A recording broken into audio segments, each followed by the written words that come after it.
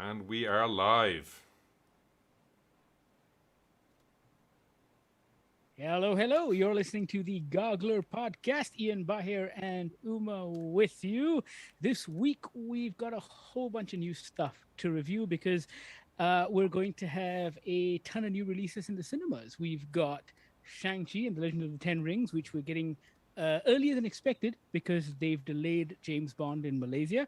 We're going to be talking about the Suicide Squad, and we're going to take a deeper dive into Midnight Mass. We kind of previewed it on last week's show, but all of us have seen all the episodes now, and we really want to talk about it.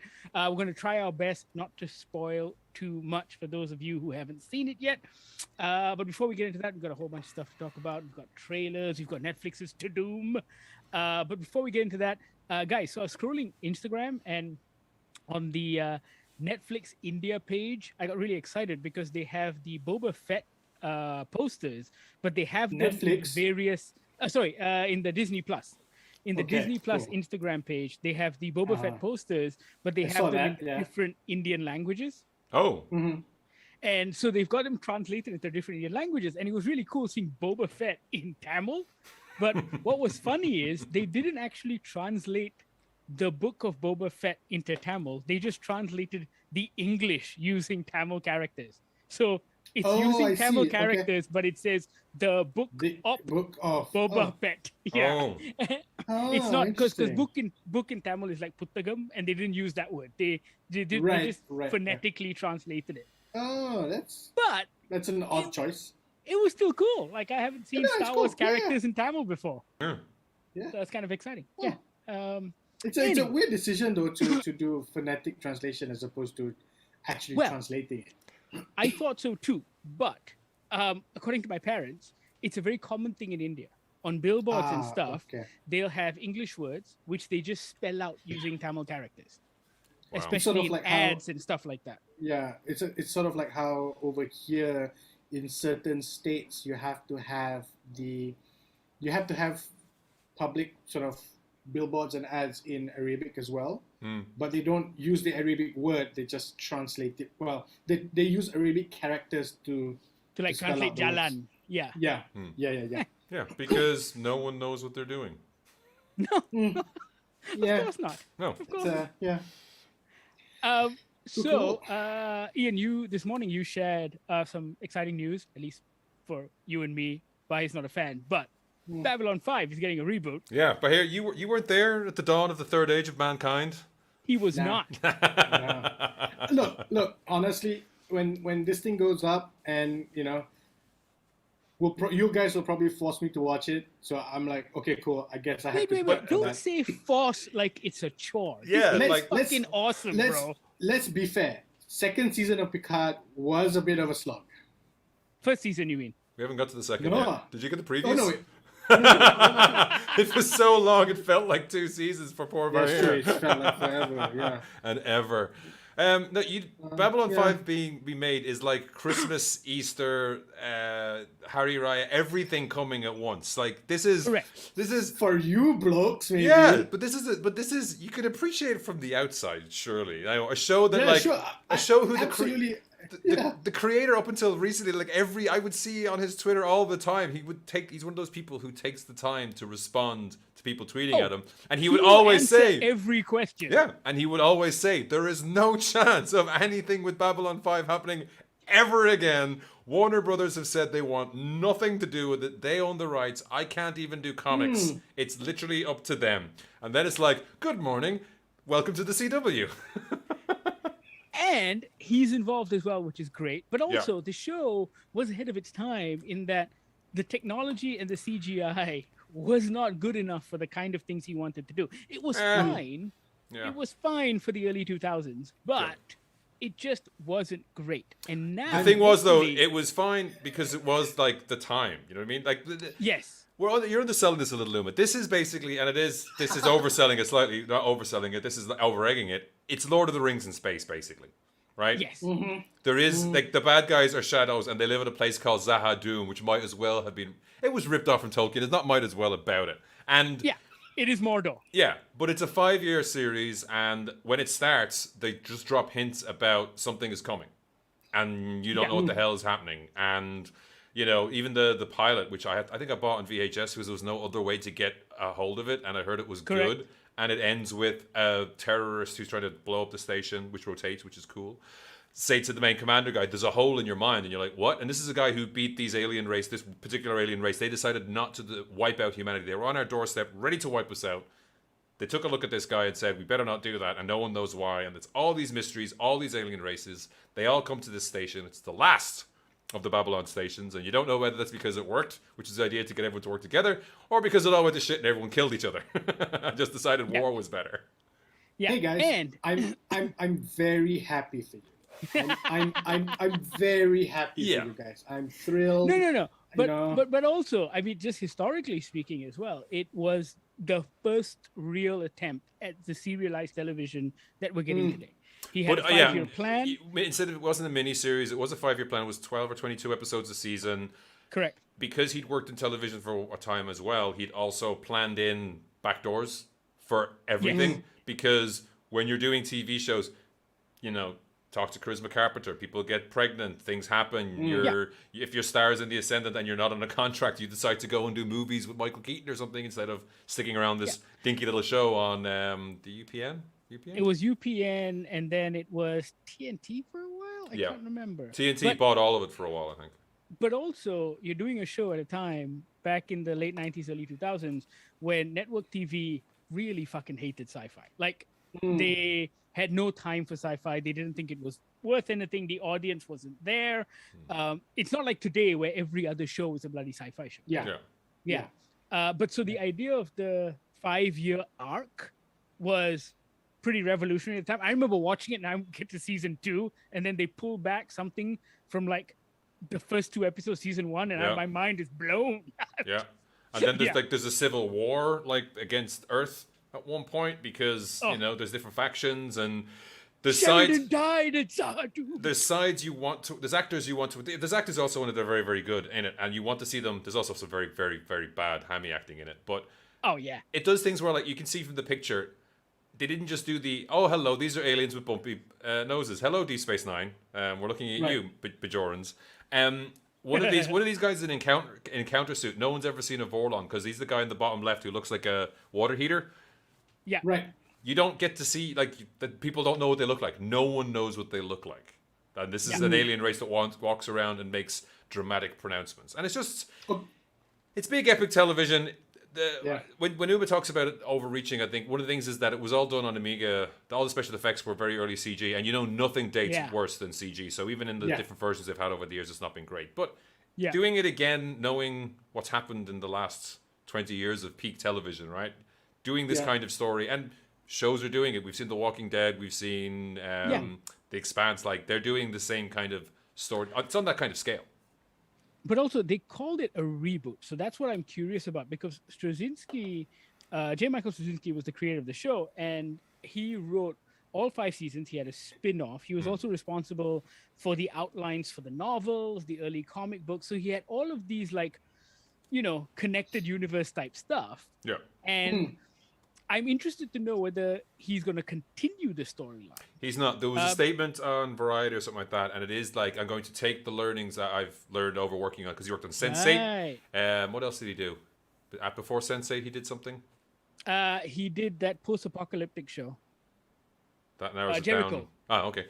Oh. He's gonna roll that into it, because the other thing as well is you cannot continue an awful lot of it because an awful lot of the people in that picture have passed away, sadly. Unfortunately, passed away at a very young age. Very young ages, yeah. Them, right? Yeah.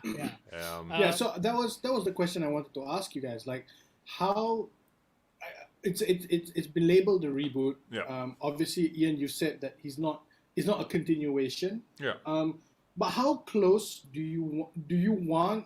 I wouldn't say a word for word rereading of the original Babylon 5, but how close do you want to stick? Would you want this reboot to stick to the original? No, because the joy of the original was the surprises. When someone it was just a creepy guy going around the station asking people, "What do you want?" And then someone was like, "Well, I want a annex this sector of space from my neighbor because fuck those guys. If you who I don't know who you are, but get out of my face. That's what I want. And then creepy ships that are completely, one, terrifying looking, and two, no one's ever seen before. Annex that piece of space for him, and then like it starts setting all these different people against each other, and that was just a huge shock. You're like, what is this thing? You think it's just the baddie of the week, and they don't even mention it again for a while, and then it builds up into like they're servants of a greater evil or race or something like that. And the station itself, it gives you an awful lot. It's all these races in a rotating tin can that it gives you a lot of leeway for your stories of the week about different things, and some of those are great. Again, some of those are really, really bad. It gives you opportunity to drop in those big storytelling things that ends up in like seasons. They ended up, because they thought they were going to be cancelled in season 4, cutting it short. So like it was supposed to be like maybe a 2-year war arc, like a war movie. Like every episode was going, forget about the standalones. This is going to be 2 years solid of this kind of stuff.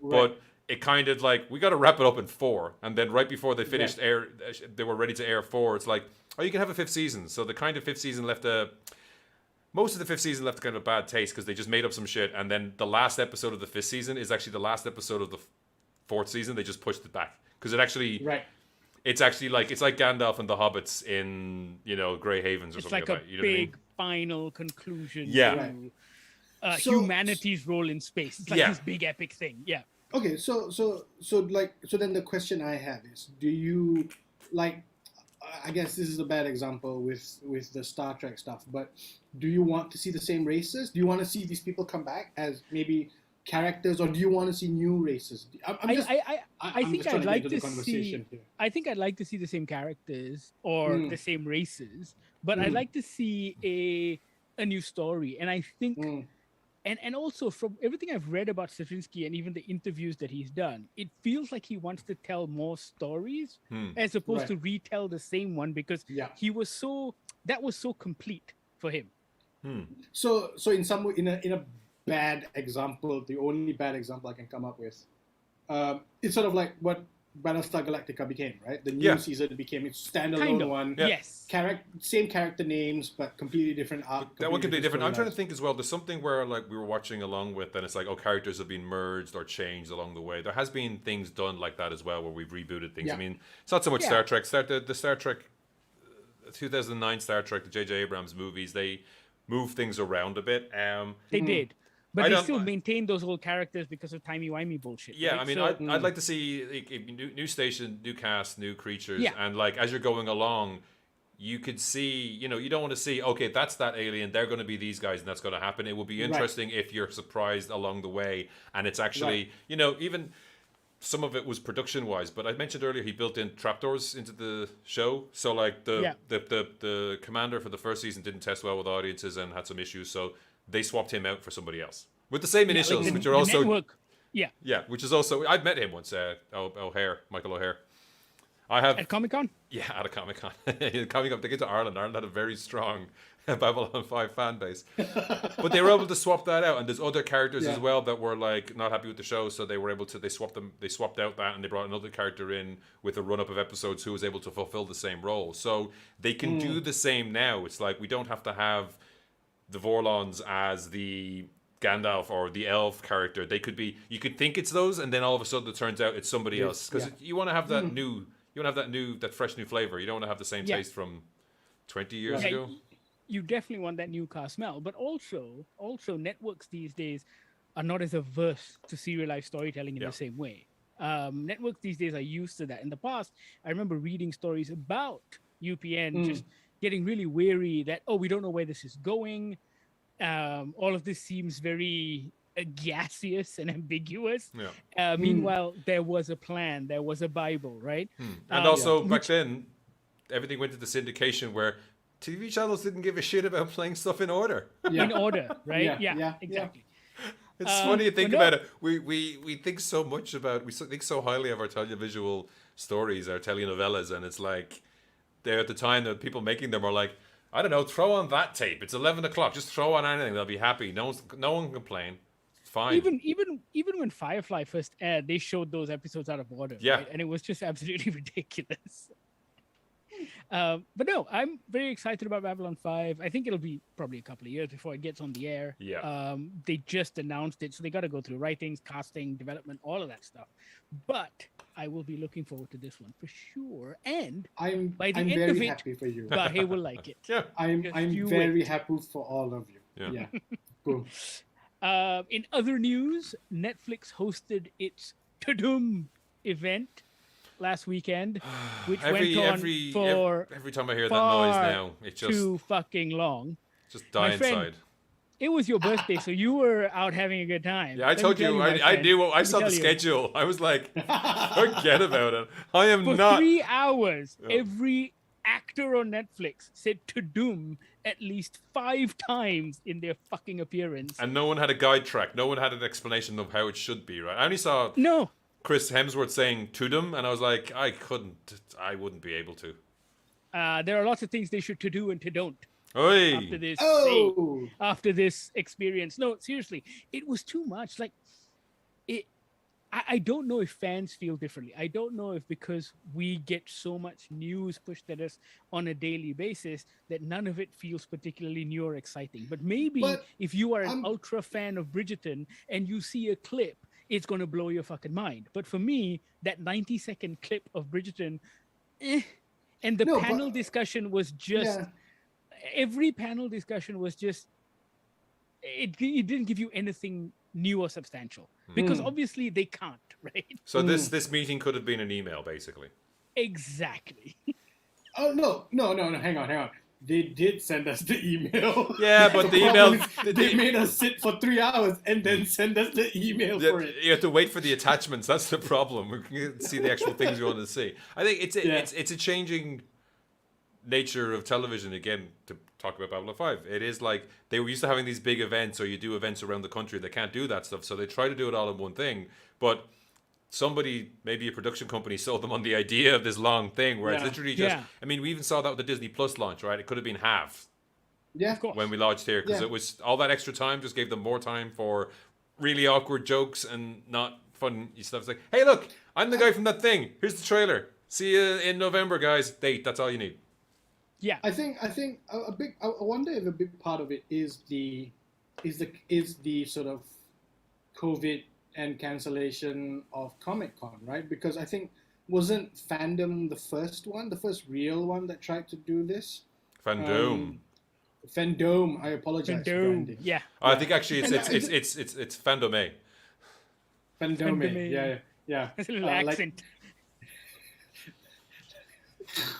And I just think that it feels like this is the kind of thing they would do at an event, like at a Comic-Con, right? And I ironically, get they excited haven't for been going to Comic-Con for the last And couple they of years. haven't- The yeah, events that's haven't what I been was there. gonna that. Yeah. That's what I was gonna Yeah. say. But also, everyone's kind of deserted Comic-Con, right? Marvel was the Comic-Con, first yeah. to kind of pull out from Hall H. Yeah. So I think the last, Ian, you were there 2016? 2010. 2010. Okay, Yeah. wow. Okay. I saw the Avengers on stage for the first time, man. So I was there 2017, and I remember like those felt like real fan events because you go there and they're like, oh wait, here's the first episode of The Defenders for you. No one else has seen it. Yeah. Boom. Or here's the Yeah. first 10 minutes of Kingsman 2, right? Yeah. And so you genuinely got to see it. There was nothing on YouTube the next day. So if you weren't in that Yeah. Hall H, and unless you were illegally recording it, no one else got to see it either. And they politely asked you, please do not record this. The reason why we can do this is because we said we wouldn't be sharing this on the internet, so please don't Right. share this. And so I think it would have been different if Netflix had just gone, you know what, for these 3 hours, this is the only time you'll see the Sandman trailer. Yeah. Yeah, but the problem is, people have got their screen caps going, right? They've No, of recorded their course. screen, yeah. Of course. And And you're right. Like my thing is the fact that I don't know why anybody would spend that 3 hours with the cast because 10 minutes after it's done, it's online already and by Netflix. You know what I mean? Yeah. It just doesn't feel that special to take part in this event when you know that as soon as that trailer is done, it's Netflix geeked Netflix US, Netflix India, Netflix UK, Everywhere. Netflix Malaysia, Netflix Singapore. We'll all be sharing it, right? I had a lovely time Sunday morning just looking. I just put hashtag TUDUM and I saw everything. It was great. Everything's there, right? Yeah. Yeah. I mean, for me, the standouts were the Sandman trailer, just because I got to see. We don't see much of the trailer; it's just like a teaser, but we got to see him, Yeah. which was incredibly well done. I have to say. He looks like. I haven't reread, and I'm not, because I think I'm in the Lord of the Rings phase. Where I told you before, where it had been multiple years before I saw the movies, so it didn't match the books. Like a vague memory. It matched my memory of the book exactly. It's like those HD remasters you get of video games. Like, it's always looked this good. No, it really. And that's just that look of on his face. It's like I never thought that, because the goth cure head look was of its time. And Neil Gaiman himself has like wisely given up on that look. He doesn't quite have it anymore. The grey look doesn't quite suit him anymore. But he used to look exactly like that. Yeah. Talk about self-inserts. But that look on his face, that look of disdain and I will outweight you. And I presume Charles Dance is not Dr. D. Dr. D is the son, right? Yeah, Dr. D is the son. His father was the one who captured Dream by mistake. Yeah, but even just the helmet, the stone, the bag, the way he appears. The way he's laying on the ground. Yeah, it's got picture perfect. But even the way he appears, right? There's so many things you can do with that effect, and it's kind of looks like an old effect, right? It looks like Willow or Legend, or it's kind of it's kind of wispy. It's like hankies blowing in the wind, kind of weird thing as he appears, and it's just like that's what I want to see. I want to see a look that they've decided what they want to do with it, and they're doing that, which will lead into the next thing. But it just has a definite look and a feel that is the comic without feeling like it's doing it too much. If you know what I mean. I mean, I was initially a little apprehensive when I saw David Goya's involvement, because he didn't do too well with like Constantine and stuff, but after watching Foundation, I have a renewed sense of faith, because he actually seems to have pulled that off quite well. Yeah. And that too was considered to be quite unadaptable as Sandman. Yeah, and he's stayed on Foundation, right? Is it Josh Friedman left? There was a deal that one of them would leave. I remember reading this. I read this recently. I meant to pick it up, but there was a deal that they would both start, but one of them would step away. Apparently. Oh, okay. Because they're both credited as executive producers, but he's still showrunner. Yeah, so as it goes on, there will be less, apparently. But I think that's just hilarious. It's like, these two, they're going to butt heads, and whoever blinks first leaves. So, no, I'm like, this thing has been decades in the making, right? They've been trying to adapt this forever. And I think the mistake initially was they thought they could do a film, which just doesn't give you any space at all. And I think a series with Sandman kind of works. There is so much material there. Yeah. And Gaiman's involvement, I'm still on the fence with. Like, Good Omens, I really enjoyed. American Gods started off well and went downhill, and I don't know if that had to do with Gaiman, because I hear he was micromanaging that a lot. He was showrunner on Omens, though, right? Or showrunner. He wasn't a showrunner on Gods, right? I think second season, he became the showrunner. Okay, I didn't watch. I think the first one was, what's his name? The Pushing Daisies guy. That's right. Mr. I set up shows and then leave. He left Discovery for it. Yes, that's right. Yes. And Hannibal guy.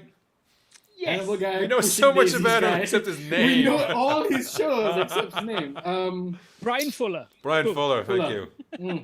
Good one. Catch. Yeah. So yes, I'm excited about this. I'm looking forward to it, but I think I am less apprehensive about this than I am about Cowboy Bebop. Oh, interesting. Do you feel the same way, Ian? Yeah.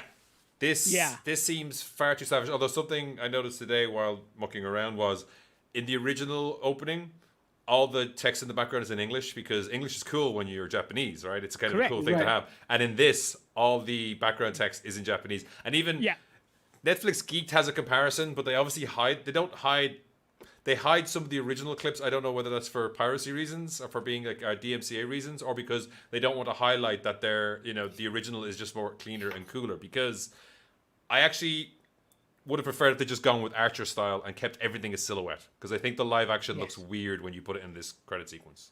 That feels like nothing more than fan service. So I don't know if I can judge the series based on the intro, because it feels like they put this intro together because they know people want to hear the Yoko Kanno theme tune. And it's iconic, right? And so they want to recreate that.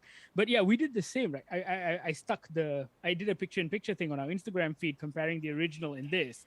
And it's weird because in this version, they make it a point to highlight all the other characters which aren't the main cast. Yeah, there's a point where it's like, what was it? Like, I think some of the villains show up, bad guys show up. Yeah, there was a thing where it's like they couldn't help themselves, which is the Ghost in the Shell live action adaptation feel, which is like, hey, look what we've done. We can't wait to show you. And I'm like, it looks exactly the same.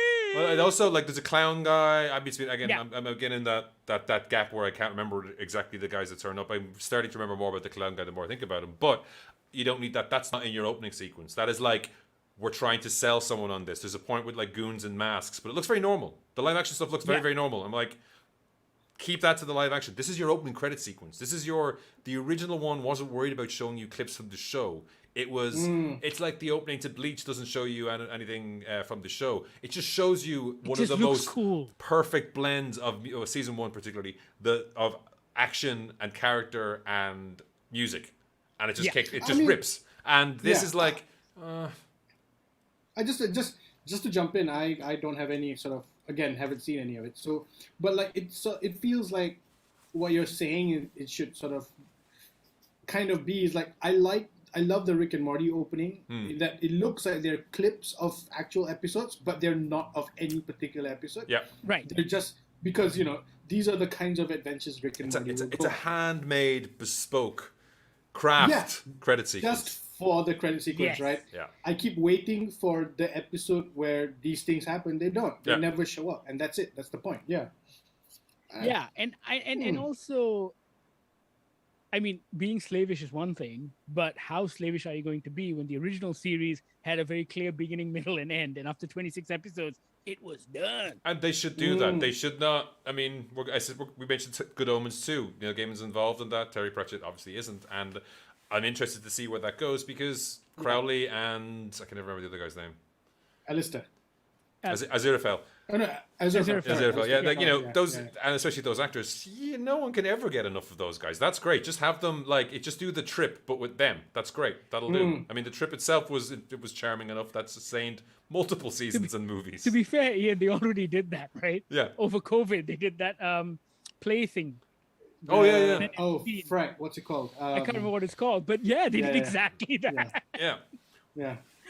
Whereas, and no, we couldn't get enough of them. They don't. If you look at Netflix Geek, like they make the live action new stuff bigger at certain points, so you don't see a side by side comparison. There's a video I found which is by, it'll be in the show notes, Pixero, and they compare the two side by side.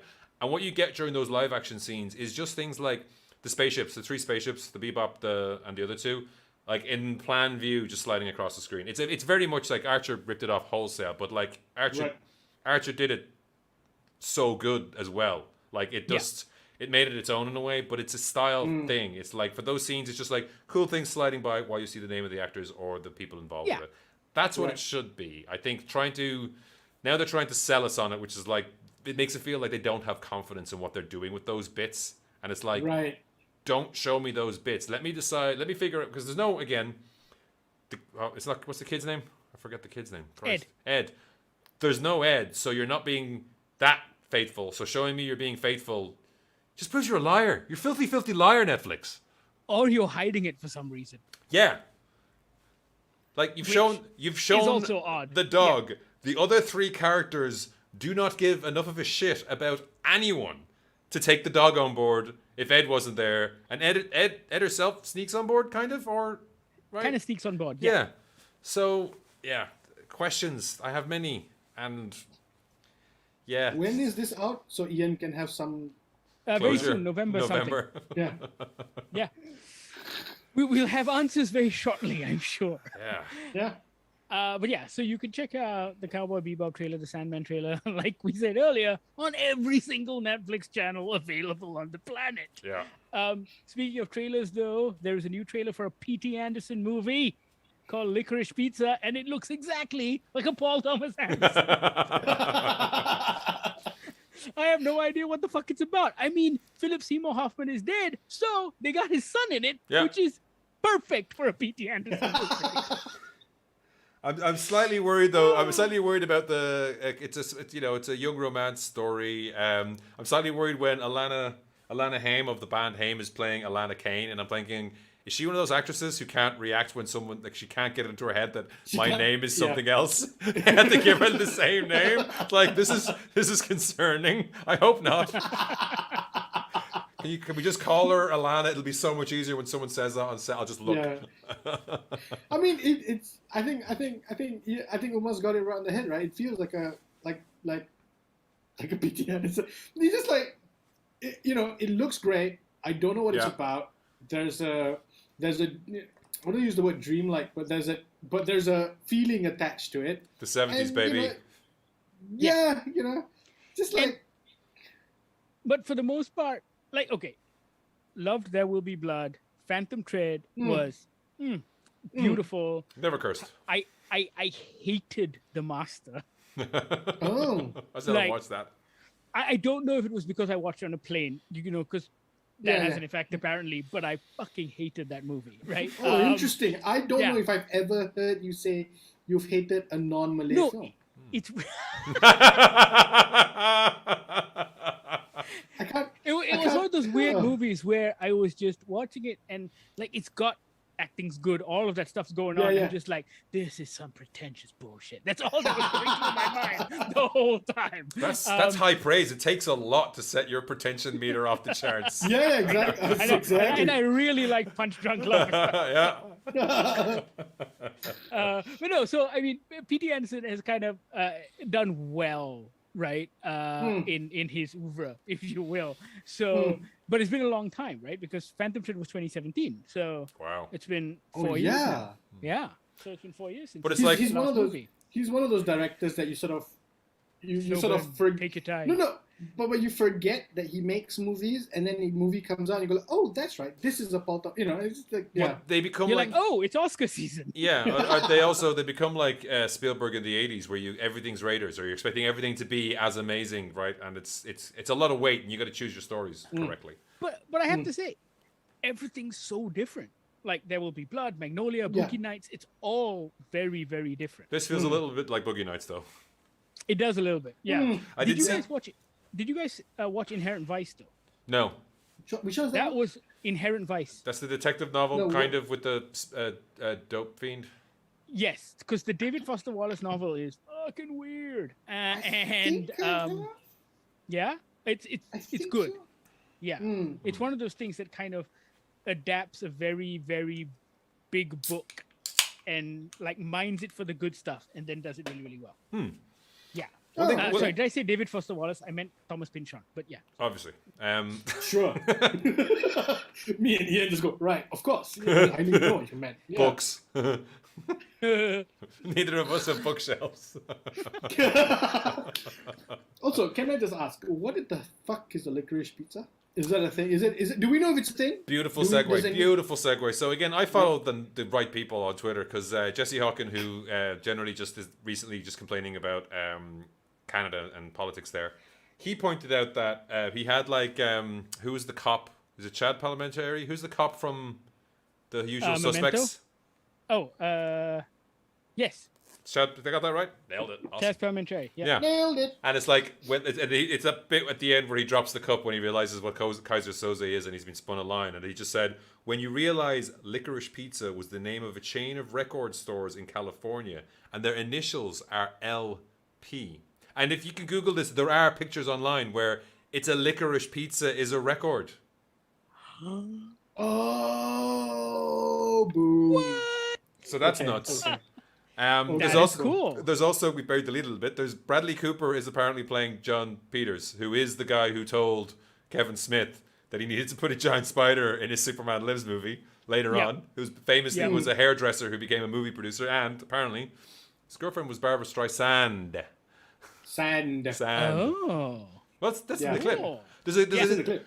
I've never But heard any it's Hollywood. also true, yeah. I've never heard any Hollywood stories of him going Wolverine on a car lot though. That looks great. Like Bradley Cooper looks to be having a whale of a time. But It really does feel a little bit like P.T. Anderson's Once Upon a Time in Hollywood.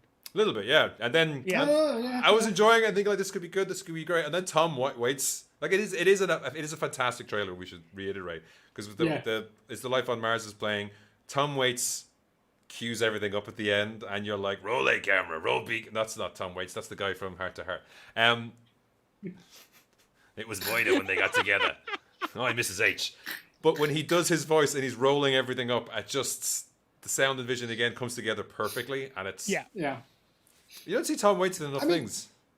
Yeah, I mean, this feels like one of those trailers that I really want to watch. I mean, I only say that because like with a lot of Paul Thomas Anderson's trailers, they look really good, and I agree with you, Uma. I think The Master was a little wanky, but I remember watching that trailer and I'm like, yeah, I'm on board. I want to watch this shit. And then you just watch it and you go, this is wanky. Put that on the Blu-ray box. A little wanky. A little wanky. That should really go on Boogie Nights, though. To be fair, That's Hey. true. Hey. Yeah. but the thing, though, when I see a trailer like this, the thing I want to do is I want to go out and do a sweeted version on the streets of KL, Right? and PJ somewhere, just where like the kids running through the suburbia. Is there a shot where she's walking? I mean, I see this.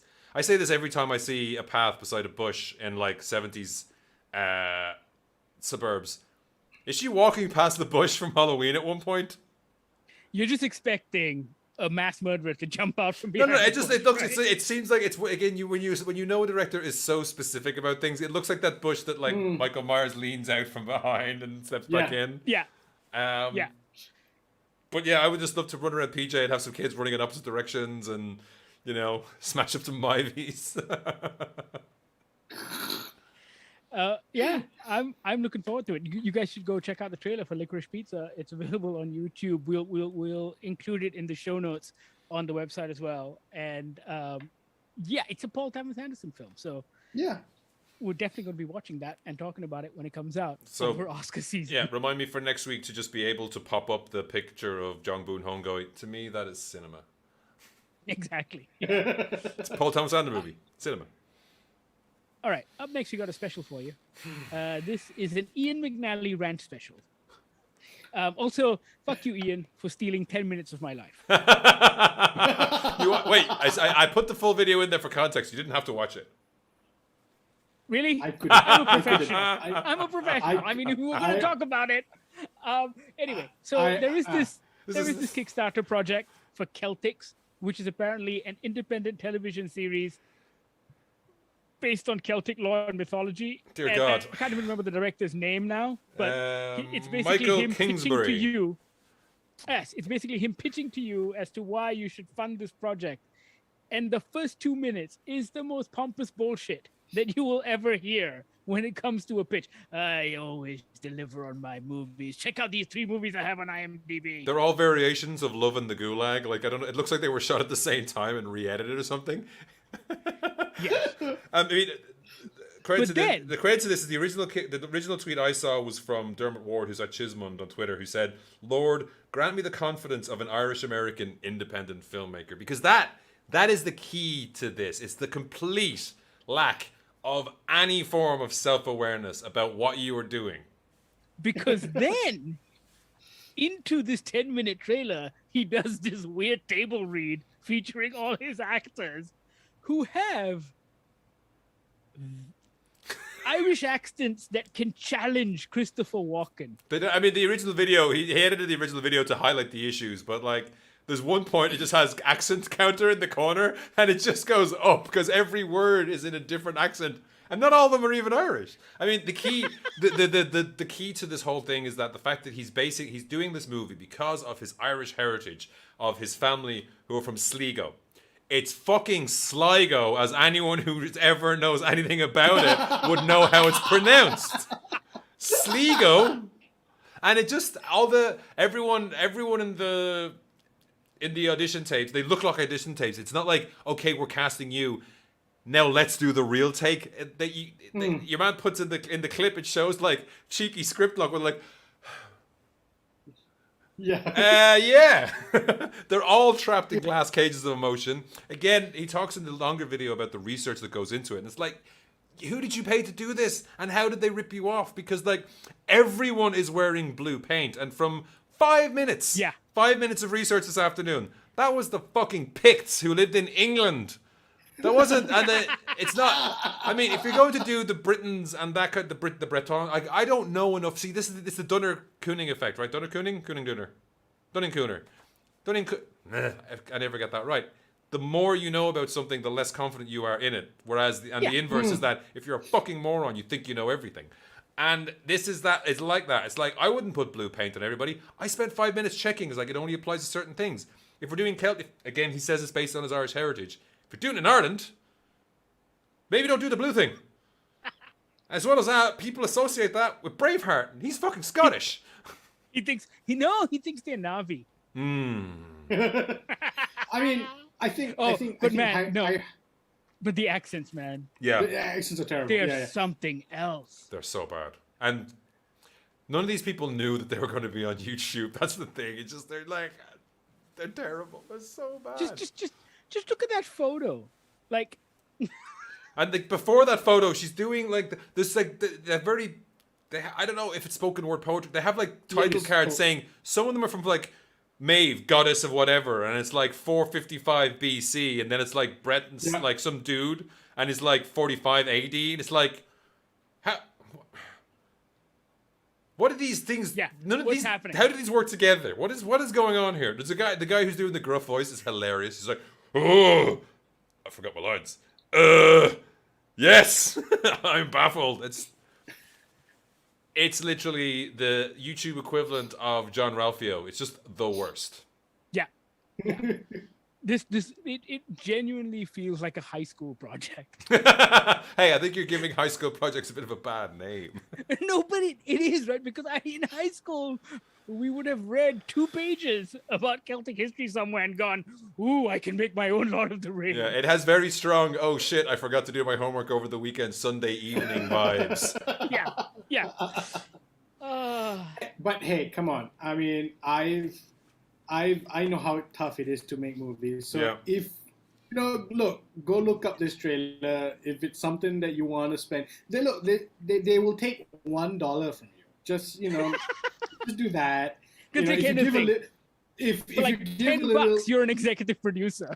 If you give a little bit more, you get like a wizard's hat. You saw the wizard's hat? Oh my god, the wizard's hat is that just garbage Gandalf hat you can buy from any tourist store anywhere. I wanted to set Ian off with this. I'm sorry, Celtic wizards, I'm sure didn't wear those kinds of hats. I'm sure those are like, those are not historically accurate fucking hats. That's some Harry Potter shit. Yeah, Druid. No, it's not even Harry Potter. They didn't even get licensed crap. It's like, it's just a stupid Gandalf knockoff hat. It's a wizard's hat. Like if you go into your local shitty, what do they call them in the US? Is it spirit stores that crop up around Halloween where they just sell? It's a Halloween shop. Yes. The staff looks like garbage, and then the hood is just like, I mean, I don't know whether they bought clan hoods and dyed them black, but it just looks like it's a generic hood. It's like, if it was white, it is the only way it could be worse. Yeah. I love how they say, like, with Celtic designs, it's just a fucking circle, bro. Yeah. It's just like, fuck off, mate. Again, calm down. 5 minutes searching, there was a blog I found which was talking about, like, there's no records of that time. Like, they have some coins, and they were trying to, I saw a blog of someone trying to figure out, did they paint their bodies and what did they do with it? And like, because Julius Caesar said there was woad, but if you put woad on your skin, it burns like a motherfucker and doesn't leave a mark. So it wasn't that. It was just Julius Caesar trying to like other his enemies, apparently. Again, 5 fucking minutes that took me to find. I was going to say earlier, look, I mean, hiring a bunch of guys on Fiverr is not considered research. No. Yeah. Anyway, but no, look, Celtics. There are not open source. What do you call it? Public domain fairy tales, literally, of Ireland that you could easily do something on. No one has done anything with them. Yeah. Apart from the Celtic Knights of Tir na Nog, which a surprising number of Malaysians know about. And Wolfwalkers. Yeah, but Wolfwalkers is his own thing. That did what this guy purports to do, which is here's a load of things that happen in folklore. We'll mix it together with our own story, and what everyone thinks is a story about Irish shapeshifters is actually Irish shapeshifters. But then the Sassenach are there, and you've got Sean Bean, and that's an interesting take on that tale. Yeah. Instead, here we have a high school. It's a grift. It's like we need to get some money. It really does feel like a grift. Yeah, it feels like one. Yeah, but yeah, at least, at the very least, I hope they get it made because I need to have a companion piece to go with when I play Vikingdom as a Rickroll at friends' houses. Hey. Hey-o. So Celtics, we will share the Kickstarter YouTube video on the page as well, so you can waste 10 minutes of your life as well. You can't look away; it's like a car crash. Yeah, I couldn't stop looking at the clamp that's holding up the background because it's is it a green screen? Like or is it an actual pattern? Because I can't tell because they put so much other shit on the screen. It's like you're being proficient with the effects overlays, but if you're going to do green screen, why didn't you move the clamp? The clamp is there, man, and it's there the whole time. It doesn't disappear in one shot. He can't move the clamp because that's where his uncle sits or something. It's weird. His kid is holding it up. Yeah. Small hand. Small hand at the bottom of the screen. It's all you could afford. It's like, I'll pay you an ice cream, little one. All right. Moving on, let's talk some movies. Let's get to the films. We've got a bunch of new releases in cinemas this week. 3 major releases this week: Suicide Squad, Shang-Chi and the Legend of the Ten Rings, and the Blackpink movie. Huh? We haven't seen the Blackpink movie. Oh, I think it's a. I thought I missed an email. I think it's a concert film. Yeah. So I think it's But it was just a a while live back, taping of though. one of their concerts. Yeah. So that's opening in cinemas as well, but we're going to be talking about 2 of the 3. We're going to kick things off with the Suicide Squad. This is, of course, James Gunn's Suicide Squad, not to be mistaken for David Ayer's Suicide Squad. No, this is James. 2016. Yeah, have you got it, Bahir? Yeah, I was just gonna say the way to differentiate them is one is the Suicide Squad, the other is just Suicide Squad. Yeah. So if you're gonna Google it, that's what you want to look for. Yeah. Right. It's a sequel, not a sequel. It's got Rick Flag and Harley Quinn in it, and Amanda Waller. But other than that, it's pretty much its own standalone film, right? Yeah. Mm-hmm. 10 minutes into watching this film, I remember texting the both of you going, James Gunn is already my favorite director of all time. But that's because he opens this film with this incredibly awesome island action sequence that doesn't go where you think it's going to, and kind of pulls the carpet from under your feet right from the get-go.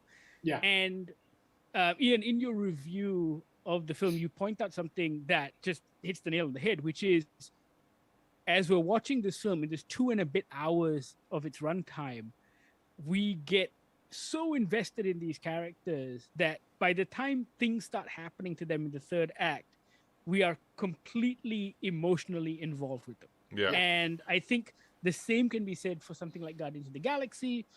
And yet with something like Black Widow, for example, we've seen this character over 7 films, and it doesn't have that same impact. Yeah. Right? Even though she's been in so many films. And I think that's honestly the secret to James Gunn's success. There's a way he crafts his characters, and they're fucking batshit crazy in this film. Yeah. And yet, I was immediately drawn in. And I think sorry, just to quickly jump in, I think that's you've got it going there, Umar.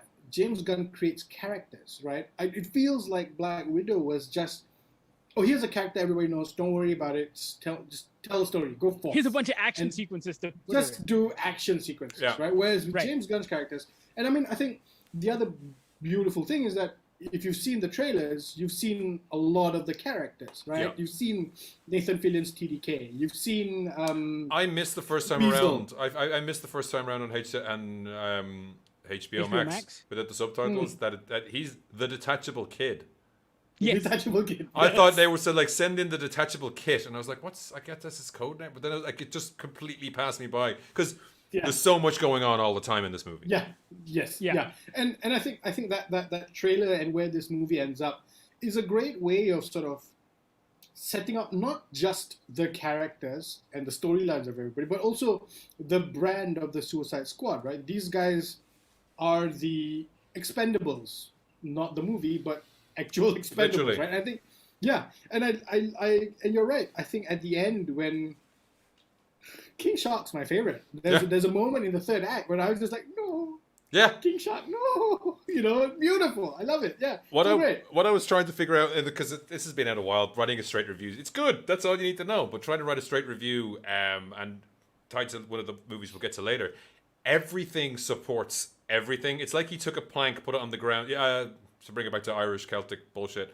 You know those houses from where Luke Skywalker lived in Yeah. the Phantom, On the island, not the yeah. island in the Last Jedi. Yeah. They didn't have concrete back then, and you couldn't get a truck to offload the cement onto the island.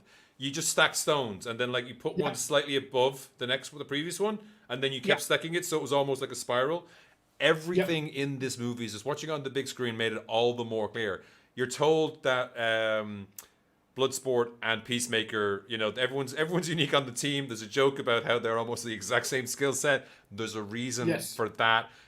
Putting the three military characters in the back of a van, and you have a silly story, but it's just all to set up like this. These guys know how things work, and they work together perfectly. It's like it's on one. It's not on three or like that. They know exactly what they're doing, and that's the way they work. And that's the thing Amanda Waller sees in Bloodsport, when she says, "I'll make a leader out of you," and all these things play together so nicely. And they don't explain enough. The first movie showed them doing their stuff, right? A little bit, had a little montage. We had several montages at the beginning of the first movie, right? There was like double montage. There was a montage, and then there was a montage. This is like, here's your team, but that's also introducing the persons of the team. It's not so much for the audience. And everything is like that. Everything is in service of the characters doing stuff, revealing bits about those characters. We never find out why Bloodsport's suit is like that. No. And I think that's what I loved about the first 10 minutes, where you were thrown all of these characters and there was zero exposition as to who they were or what they do or why they were in this maximum security prison. But looking at them, you already knew, you needed to know, you got everything you needed to know, right? Just by their appearance alone. And I think that was superb. That was not, and it wasn't overwriting. It was just in performance and direction. There's only one exposition, I think, very early on when somebody walks up. I think when Amanda Waller was walking up to Bloodsport as he's sort of cleaning up the prison, and then they go like, "Oh, anything in his hands is a weapon." Yeah. And I think, but that's a follow up to what you were saying, Ian, because that joke plays off literally a couple of minutes later when they go see Peacemaker, right? So also they're doing a bit there with the analysts because it's to piss him off. Yes. It's like, oh, he's so great, and like, what's he doing? He's scraping gum off a floor. Gum off the floor. Yeah. He crippled Superman, but he's scraping gum off the floor, right? Yeah. And the flip side to that is, because there's so much time spent in character through action and interaction, Gunn gets to play. Like the scenes where you would expect to have exposition, the Nanawe and the fish tank. Oh, beautiful. And you wouldn't get that in another movie. Or the camp assault is just like, it would be just a short thing or whatever like that to get to we have to get the different teams together. In this, it's just horrifying and hilarious because they're just offing these guys in horribly gruesome ways and just being completely nonchalant about it. And I think for me, I don't even know if it's nonchalance. It's the that's how you show these guys are stone cold killers, right? Whereas in the Aya cut, you tell it to me in 37 different fucking montages. Not just montages, but at least 7 different times when people go, hey, we're the bad guys, remember? And on screen shit, everything like that. Yeah, it's like, whereas in this one, it's they're at a camp and look at them do this real crazy fucking shit. But even in this 2 and a bit hour runtime, everybody got a backstory that was substantial. Like Polka Dot Man was intense. Ratcatcher 2 had a great story. Even Harley got to develop that story. And Gunn still had time to play. I mean, the fish tank thing was one, but Harley, escaping from the palace Yeah. was beautiful. I Yeah. love that bit. And also, Yeah. Margot Robbie actually did that fucking stunt herself. Yeah, the key thing, she put the key The thing key out and thing? everything, apparently. Oh, Yeah. yeah. But it's all so much trust and so much like trust in the audience, trust in the characters to tell the stories. Like the polka dot man thing, it's never, none of that exposition stops the story. Like, Yes. okay, there is one point where he literally falls over, but the point there is he's not used to trekking through the woods. Like it's all Yeah. within the character, everyone turning around and what's wrong with you, and the No, but explanation it's- there makes perfect sense because Yeah. that's the time they need to ask. Because dude, what the fuck is going on with your face? Yeah, and I think it just feels like it's one of those things where I hate to go back to the Aya cut, but only because it's the same fucking movie.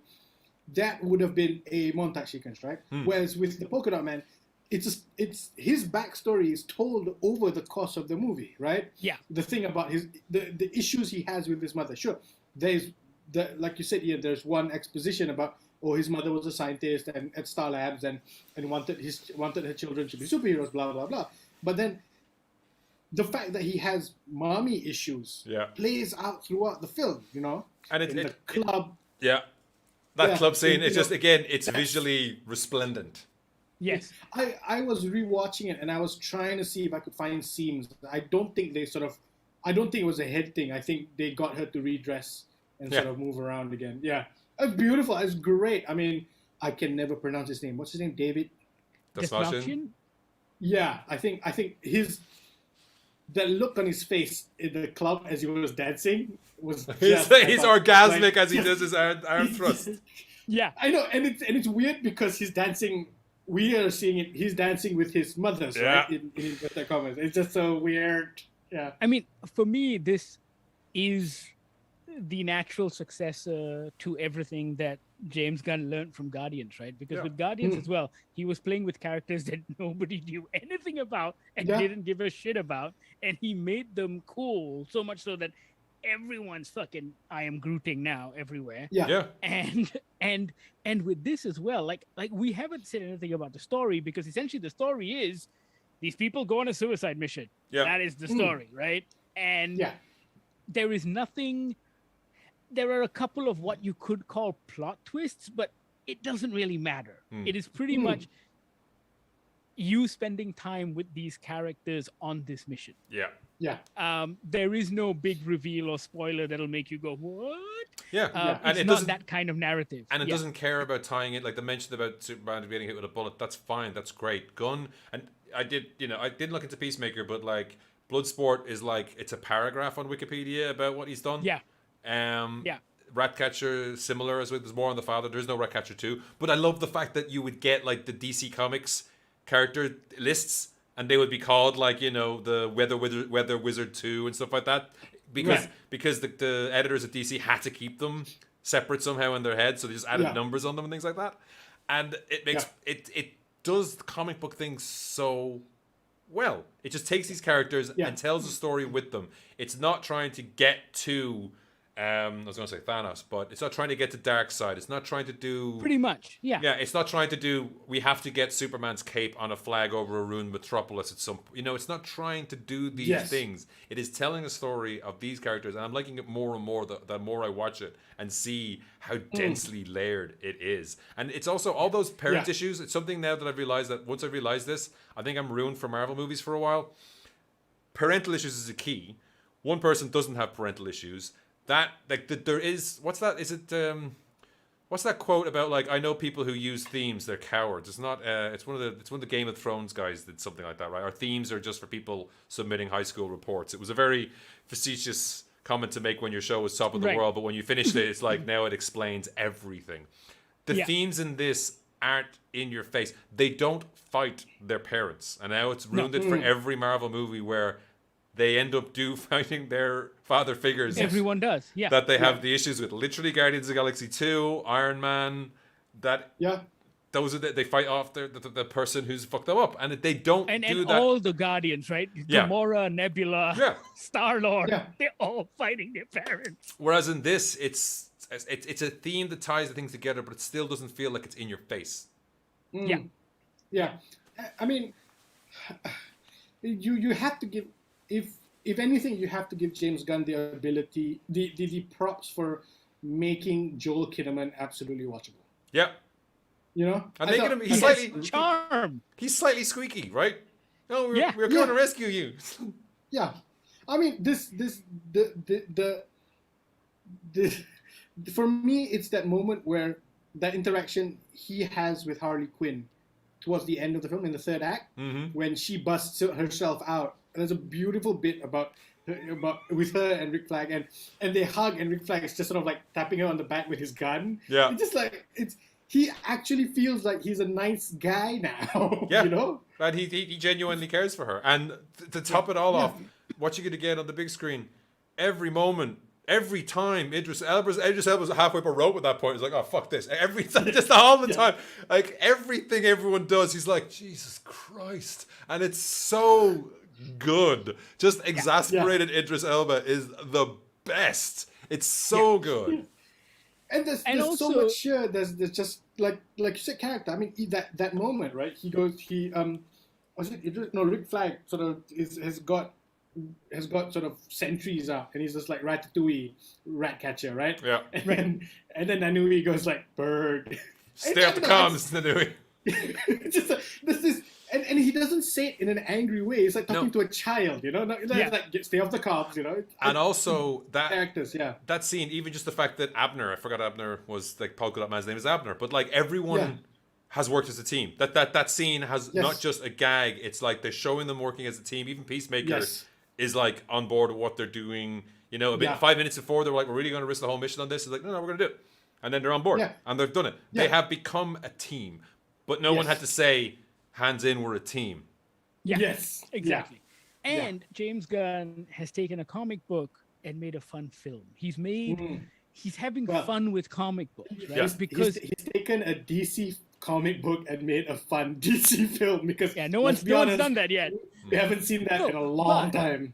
But a lot of the superhero movies we've been getting lately, whether it's DC or Marvel, do tend to take themselves incredibly seriously. Yeah. And I think what made the Guardians movies stand out, even in the MCU, was that they were fun. There were massive dance sequences and like just random bullshit that you would see in a comic book. Yeah. And balls of fucking steel to do Exactly. that, especially Exactly. with everything that had come before. Exactly.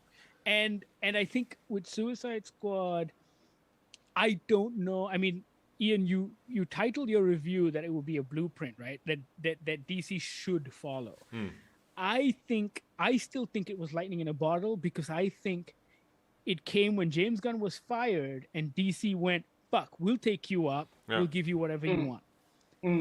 Just come over here. Come over here, right? You've made $2 billion movies. The point of that was to tie into what I had later, which was I was running too long to put the full Alan Moore quote in, but there was a quote about like Watchmen made it. What happened? The response to Watchmen made him despair about the comics industry, because instead of taking the idea of like trying something new, that was the point of Watchmen.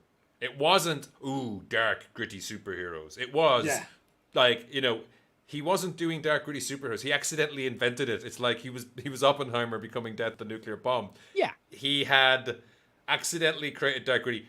The Dark Knight Returns is like, imagine, what if Batman got old? Like that, it's literally what if. Like that's what it starts off as. And then like Watchmen is like, well, he was supposed to be doing that with DC characters. Supposed to be the Question, all that kind of stuff. Then it got changed. And then he had free reign. And it's like, what if we treated this this is ludicrous. This is absolutely ludicrous. The squid is nuts. There's a guy with his dick hanging out the big blue guy with his dick hanging out all the time. What if we treated this completely seriously? Yeah.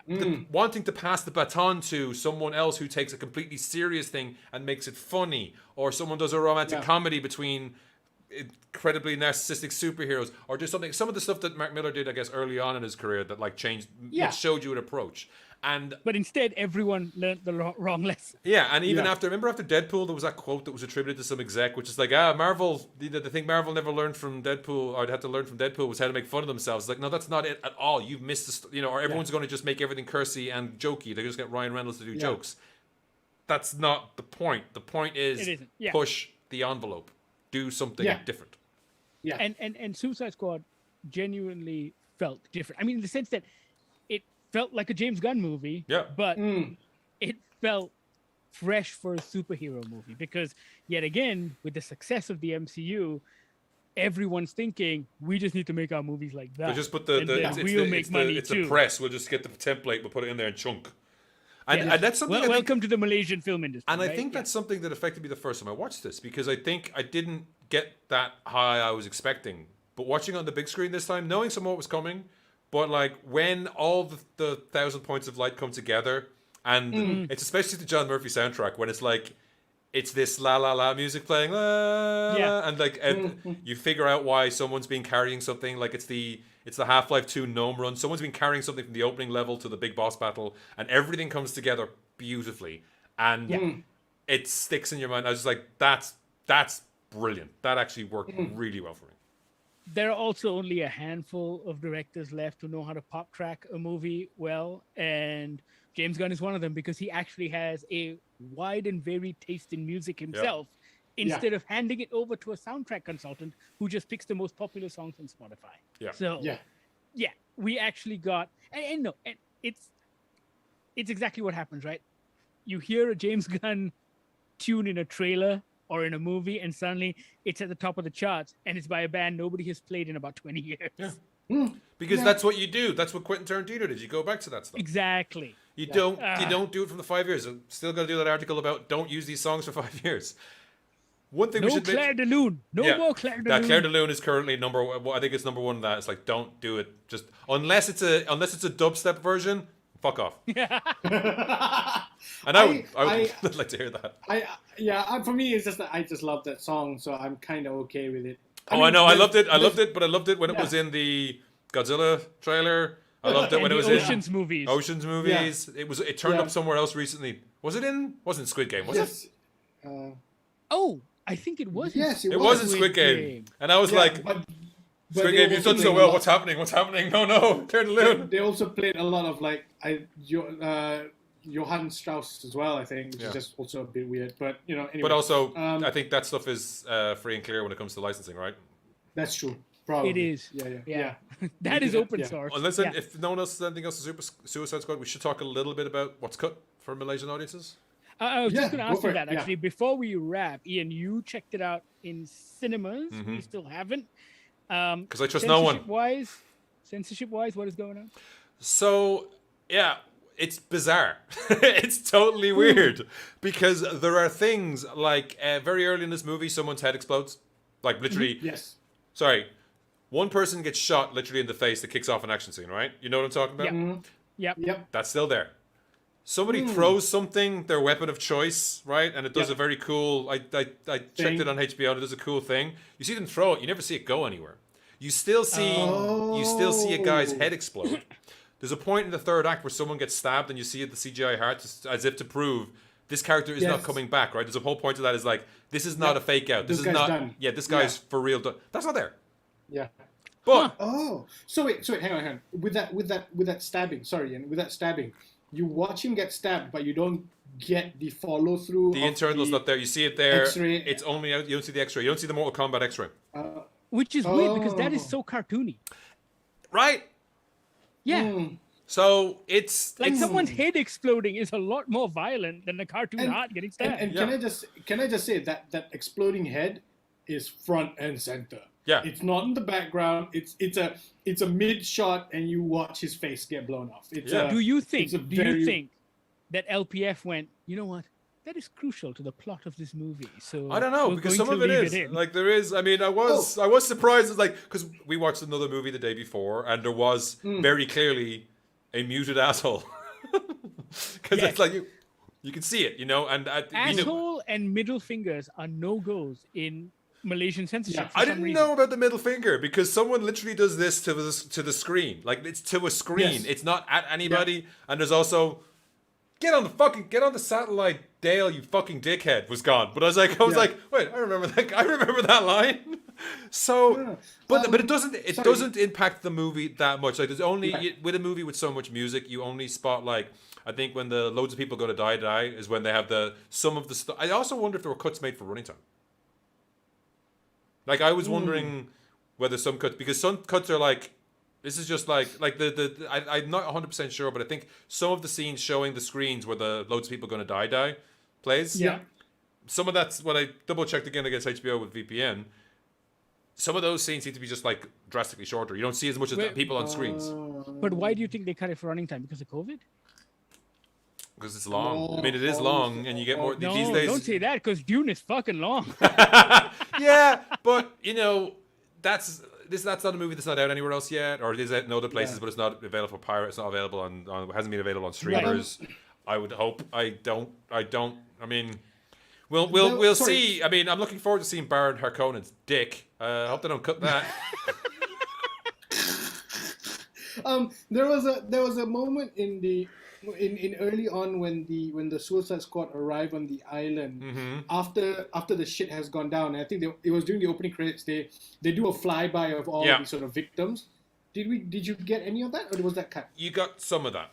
So like the Warner Brothers Presents. Remember that floating on the water? Like that is very brief. Oh, and some of those made out of blood. Because it's made out of blood. And some of the other stuff is slightly cut, but then you also see someone get torn apart later on and splashed against the window because that's fine. Some of the climax was it's very odd. Yeah, I mean I couldn't. I mean it was weird because having seen it a little bit, I was like I remember some of these things and I was like okay, but then other things are like I presumed Nanaue was going to like chewing on a head. Like just chewing on a decapitated head was going to be a bit much. No problem. Yeah. No problem at all. You just see it right there. And if I had to eat a beach full of dicks for peace, I would eat every one of those dicks untouched. All there? All there. Huh. All there. And it's not like they even try with some of the others. It's like all of Idris Elba's. Oh, for fuck's sake! They're all in there. So Okay, that's great. So for the most part, it is a completely enjoyable experience on the big screen. Yeah, there's just a few moments where you're like, what? And you do miss there's when they're doing the dick measuring contest with where they're assaulting the camp. There's like where Peacemaker shoots over his shoulder and it's like non-lethal. Yes. You know the payoff to that gag. I don't want to give it away. Yes, that payoff's not there, which is a weird thing because we're seeing horrible things. Oh, the humanity people, the things that are going on. So it's very odd. I don't know whether. But Peacemaker's line about what it is. Yeah. Is there? It's still there. You just don't see the you don't see the. you just don't see the result of that. Yeah, he says it's Idris Elba. So I don't know whether it's like there's a what do you call it? A critical mass. There's like levels. I genuinely think it's a quota system. So I genuinely think, okay, you want an 18 rating, we have to make at least 5 cuts. Yeah. We have to be seen like we're doing our job. So we need to make it was the same with Logan because Logan had very minimal cuts, but it was only the really close-up violence scenes. So when I remember in the hotel room when he puts his fist under someone's chin, like that bit had a zoom in and cut away bit. Yeah, so I then didn't, the other violence was there. And I didn't notice much zoom in and cut away on this at all. So that was interesting. Odd. Yeah. Okay. I mean, I thought there was during Harley's escape from the palace. I went back and checked. There's some throat slitting there that's gone, but like she slits the guy's throat before that. Yeah. So we don't like throat slitting here. That's one of the things you can't do in LPF. There's a very specific description about throat slitting here. Oh. Huh. Yeah. Really? Yeah. That is fascinating. Yeah, I remember reading the LPF guideline book and it said throat slitting is definitely up there on things you should not show. Wow. I need to get my hands on that guidebook. That's an article right there. It's a great guide. I can't remember where. I don't know if I still have it, but it's a great read. Yeah. It's a page turner. It's a great read. Only because you sit there going, why is that a problem? You know, because there are things you get, like things you understand, right? Yeah. And I think violence against children is also a big no-no. Yeah. Which is okay. I mean, there's a lot of it threatened in this movie, and it is a key point about like. That is the reason why certain characters won't do certain things. It's like, come on, man, kids, and all that's there. Yeah. Mentioned, so it's all still inferred. So. Okay. Yeah, just odd. People get squished, all that kind of shit. We should do. I know it's a spoiler cast, but it's like the ending of that is just so good. This is the way you get. It is excellent. To the point, I'm mad. I'm mad they put it in the trailers. Yeah. Yes. Yeah. They shouldn't have done that. Yeah. But at the same time, I feel like that wasn't the point. Like that reveal wasn't. a surprise. No. Wasn't Because- it shouldn't wasn't the Because in the reveal, first yeah. 20 Yeah. minutes, they tell you who he is anyway. In a way, yeah. Anyone who's Or paying what it attention is has an anyway. idea. Yeah, they have what the project Yeah. stands for. Yeah. But that's another thing I want the next movies to do is like you can't do that. That thing appeared first as a Justice League enemy and is being used as that a few times. Yeah. Putting that in a Justice League movie, there's so many obstacles to get through. Putting it in a Suicide Squad movie, sure, do that. It Yeah. works. It's easy. Do that Yeah. from now on. Pull together a group of heroes who've never worked together, put them in an office, Yeah. and have them fill in claim for. I don't know. There's so many there's different things you can do with these things, right? Yeah. Yeah. Yeah. All right, Suicide Squad is now showing in Malaysian cinemas. You should check it out. The censorship doesn't affect the movie too much. Let us know what you think when you do. You know how to get in touch. Goggler MY, all of our social media feeds. Podcast at goggler.my if you want to email us. And 012-524-5208 is our phone number. It's the Goggler hotline. Up next, we're going to be talking about Midnight Mass in a little more detail, but still without spoilers. We'll try our best. We spoke about it briefly last week because we had seen the first 2 episodes at a fan preview, an online virtual screening. The episodes dropped on Friday, and we've seen all of them now. This is, of course, the Mike Flanagan show, which is horror adjacent. Let's call it that. And it takes place, just to recap, it takes place on Crockett Island, and it's the story about how the citizens of Crockett Island cope with strange things, miracles happening among them, right? Yeah. I thought there was a reveal in episode 3, and when it happened, I wasn't expecting it. And then the way it plays out, I thought was a very clever way to use that horror element to tell the story.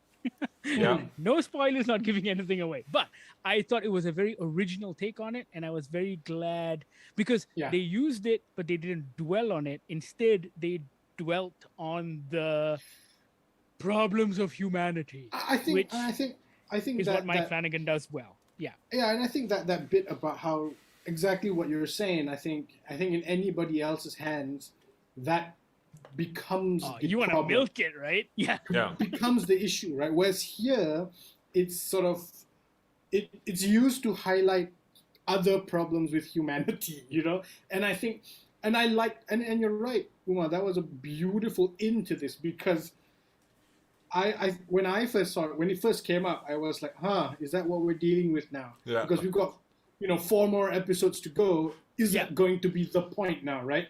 Are we all going to now just start doing this thing? I laughed. But- I was like, Yeah. I was like, really? Okay, cool. I'm on board. I know because I'll let you continue here. But one of the things the show does is it does these reveals in the middle or 3/4 of episodes. It doesn't do them at the Yes. end. Yes. Yes. It's a change from Yeah. a lot of things. So I have time to do but that, yeah, and they go, okay. every time they do it, they fade to black, and I think, oh, the episode's over. Yeah. No, it's not. Exactly. But sorry, back to you, Bahir. Yeah, no, it's okay. I just think that ability to tell a different story without, let's be fair, they never name dropped the thing. I was slightly noted that. I thought someone should have said it. No, but I think for me it was because none of the characters see it as that. They all see it as this miracle that's happening through the church. So it makes sense. That's how far down their blinders are. That's how much they want to believe, right? But also, I was particularly just enthralled by the writing because there are a lot of shows that try to do these one-on-one conversations / monologues, and they always either come across as either being too much exposition or kind of preachy. Or the writer's talking to himself. He's not like, it's not two Exactly. sides of a conversation. Exactly, Yeah. because it feels like the writers are trying to show off. Like, Yeah. I want it's to an do my exposition to be dump, or right? not to be speech. Yeah. Yeah, exactly. Yeah, or an exposition dump of like, this is why all this is happening, in case you weren't paying attention. And here, there is a beautiful execution to these moments. There's a scene between 2 people, and they're talking about what do you think death is? And it goes on for a while. Yeah. Yeah. But Yeah. and I think credit to the performances as well. You're really enthralled in that moment. You're leaning in, going, and then Yeah. And I found that happen to me many times in the show. every meeting in the rec center. Right? Oh man. And there was fucking he nails AA meetings. Yeah. What have you been to many, have you? Don't answer that.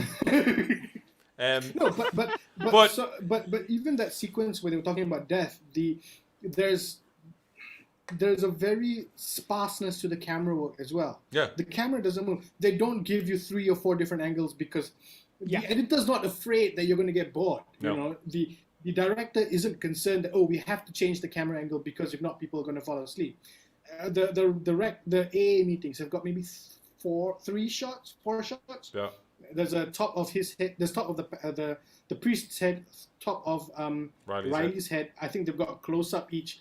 It's so basic. Yeah, it is so basic, and it's just it doesn't try to distract you with camera work. It doesn't try to keep you invested. Not invested is not the word. It doesn't try to allay your boredom. It doesn't try to trick you into being invested. Being invested. Yeah. It's not quick cut. It's like just look at this acting. Just look at this acting. All this acting. Also, it's all over the floor and the walls. It's just dripping with acting. But also, fucking listen. Yes. Listen to what they're saying. There's emotion here. There's a story here. That's the Put point, down that right? goddamn fucking phone and listen to what they're saying here. And I think that sort of camera work, I mean, it's also just beautiful, blocking for the camera. But it's simple. It's effective. It doesn't have to try and do too much. Yeah. Samantha Sloyan, who plays Bev, fucking hate Bev, but she's amazing. Jesus Christ. Jesus Christ. She thinks she is Jesus Christ. And how Annie skewers her at that time. Beautiful. Absolutely beautiful. And you're waiting for it. And she's up there now. She's joined Kai Wynn from Deep Space Nine. Yes. And Marcia Gay Harden from The Mist. Oh, God, yes. I forgot about her. They are, to use an Irish phrase, they are evil wagons. She's a fucking wagon. That's what they call it. That's a phrase back home. But that's what it is. Completely self-righteous. The school meeting is like, I'm mad at her, but I'm also mad at Erin, one of our hero characters, because the very next scene, she's talking about, I couldn't stay in the room anymore. I was like, and yet, you did nothing. Yeah. To help our boy. Our boy. And it's so reflective of every town hall / political type meeting we've seen in Malaysia. It plays out the exact same way. And every school board meeting in the US. And that, maybe I'll write it. I don't know, see how the SEO is. That is why this show is about, whether it's because of the delays or not, this show is about COVID and Trumpism. This show, once that thing happens in the 3rd episode, there's an awful lot about Paul on the road to Damascus and the scales falling from his eyes. Buddy, have you looked at your eyes recently? It's very clear you're dealing with or harboring pure evil. Just pure, horrifying evil. And yet, the lies you tell yourself just to get by, right? It is just because I am so terrified and so unable to deal with something outside my experience. I will bend and twist and warp reality to make it fit what I think it should be. And Bev does this perfect as well, where she's basically, Crockett Island's Ben Shapiro, where she has the quote every minute. Every single time she is able to come up with something. She is debate champion of Crockett Island of all time. Bible debate champion. Yeah. It doesn't mean she's right. And that just because she's verbose does not mean you should say, yeah, Bev, but you're a bit of a bitch. And also, fuck you. And no, you're wrong. This is morally wrong what you're doing, you wagon. But also, every single character except Bev, every single character has nuance stuff. Yeah. Bev has her own nuance. Some of that stuff that what you say your name was? Samantha Sloyan. Some of just the small reactions. You see when like she's slightly slighted and how much it hurts her inside.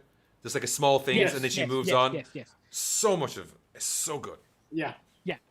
And then of course we got to talk about Rahul Kohli's Sheriff Hassan, who Obviously. is also just Our boy. an incredible character. And I think, when Bahir had written a piece on the site about the depiction of his character as a Muslim man in an American TV series and how it was very mature and different. But also, Bahir, I just wanted to add, I think what made the character particularly fascinating for me is that I don't often see it in this context. So you see the Muslim character in the American context as a whether he's a terrorist or an anti-American or how I'm trying to fit into America, but to have it so deeply rooted in the religious conflict between two individuals, which yet again is a slow burn that kind of happens from that school meeting, and then it kind of slowly grows until Bev just loses her shit at the end and shows because she can't hold in the racism anymore. Yeah, it is. It's racism and it's bigotry, 100%. Yeah. And that has driven everything she's done. It's always been about that one. But watching it in this context, and like it's very mature writing, nuanced writing. It isn't just saying, "Oh, we've got to put in a Muslim guy and make him the good guy." No. Yeah. It's more than that. He has his own demons and his own. He's a complex character. Yeah, and I think for me, it's what I said in my article as well. It's this idea that it could have been so simply an argument of religion against anti-religion, but it's not. It's he has to add the added. Mike Flanagan has to add that extra layer of not. And I think I was a bit glib in my article, but it's not whether who's right or who's wrong. It's just there are different perspectives to this. Yeah, and I think that's kind of the point, right? Not to get into any theological discussions and arguments within the show. It's just this idea that everybody's got their own versions of something, everybody's got their own opinions, and not really anything. I mean, sure, there's a wrong is a wrong, a right is a right, regardless of where you're coming from. You're heading for the deep end here. That's where the problems come in. I know, but I think, to build on that, I think what it is like you're expecting me to respect how much your religion has become ingrained in everyday life. The very least you could do is show any respect towards mine, and also respect. Like there's so many. Again, I have all the lines written down, so there is an article in how like there's so much about Bev saying they're going to deny this to those the gift to those who would benefit from it, and it's like she's just twisting. It's like it's the same with the people who are like, that's why I'm not getting the vaccine. I don't think you should too, right? That's the exact same kind of logic, and. Yeah, they don't come, and Sheriff Hassan never comes down to debating with anybody. He just knows that's a never-ending battle, especially with that bitch. Yes, but just to getting to that middle ground is like she can't get to that middle ground. They won't get to that middle ground. And that's the problem, and that's what they need. They need to learn. Damn it. I called it horror adjacent in the beginning just because I think if you're going in to be scared, you might be disappointed. It's not that kind of show. Haunting of Hill House had genuinely scary moments. Bly Manor, not as many, but still quite scary because Bly Manor kind of leaned heavily into the love story element. And it kind of went down that path towards the second half of the season. And so there weren't as many scares.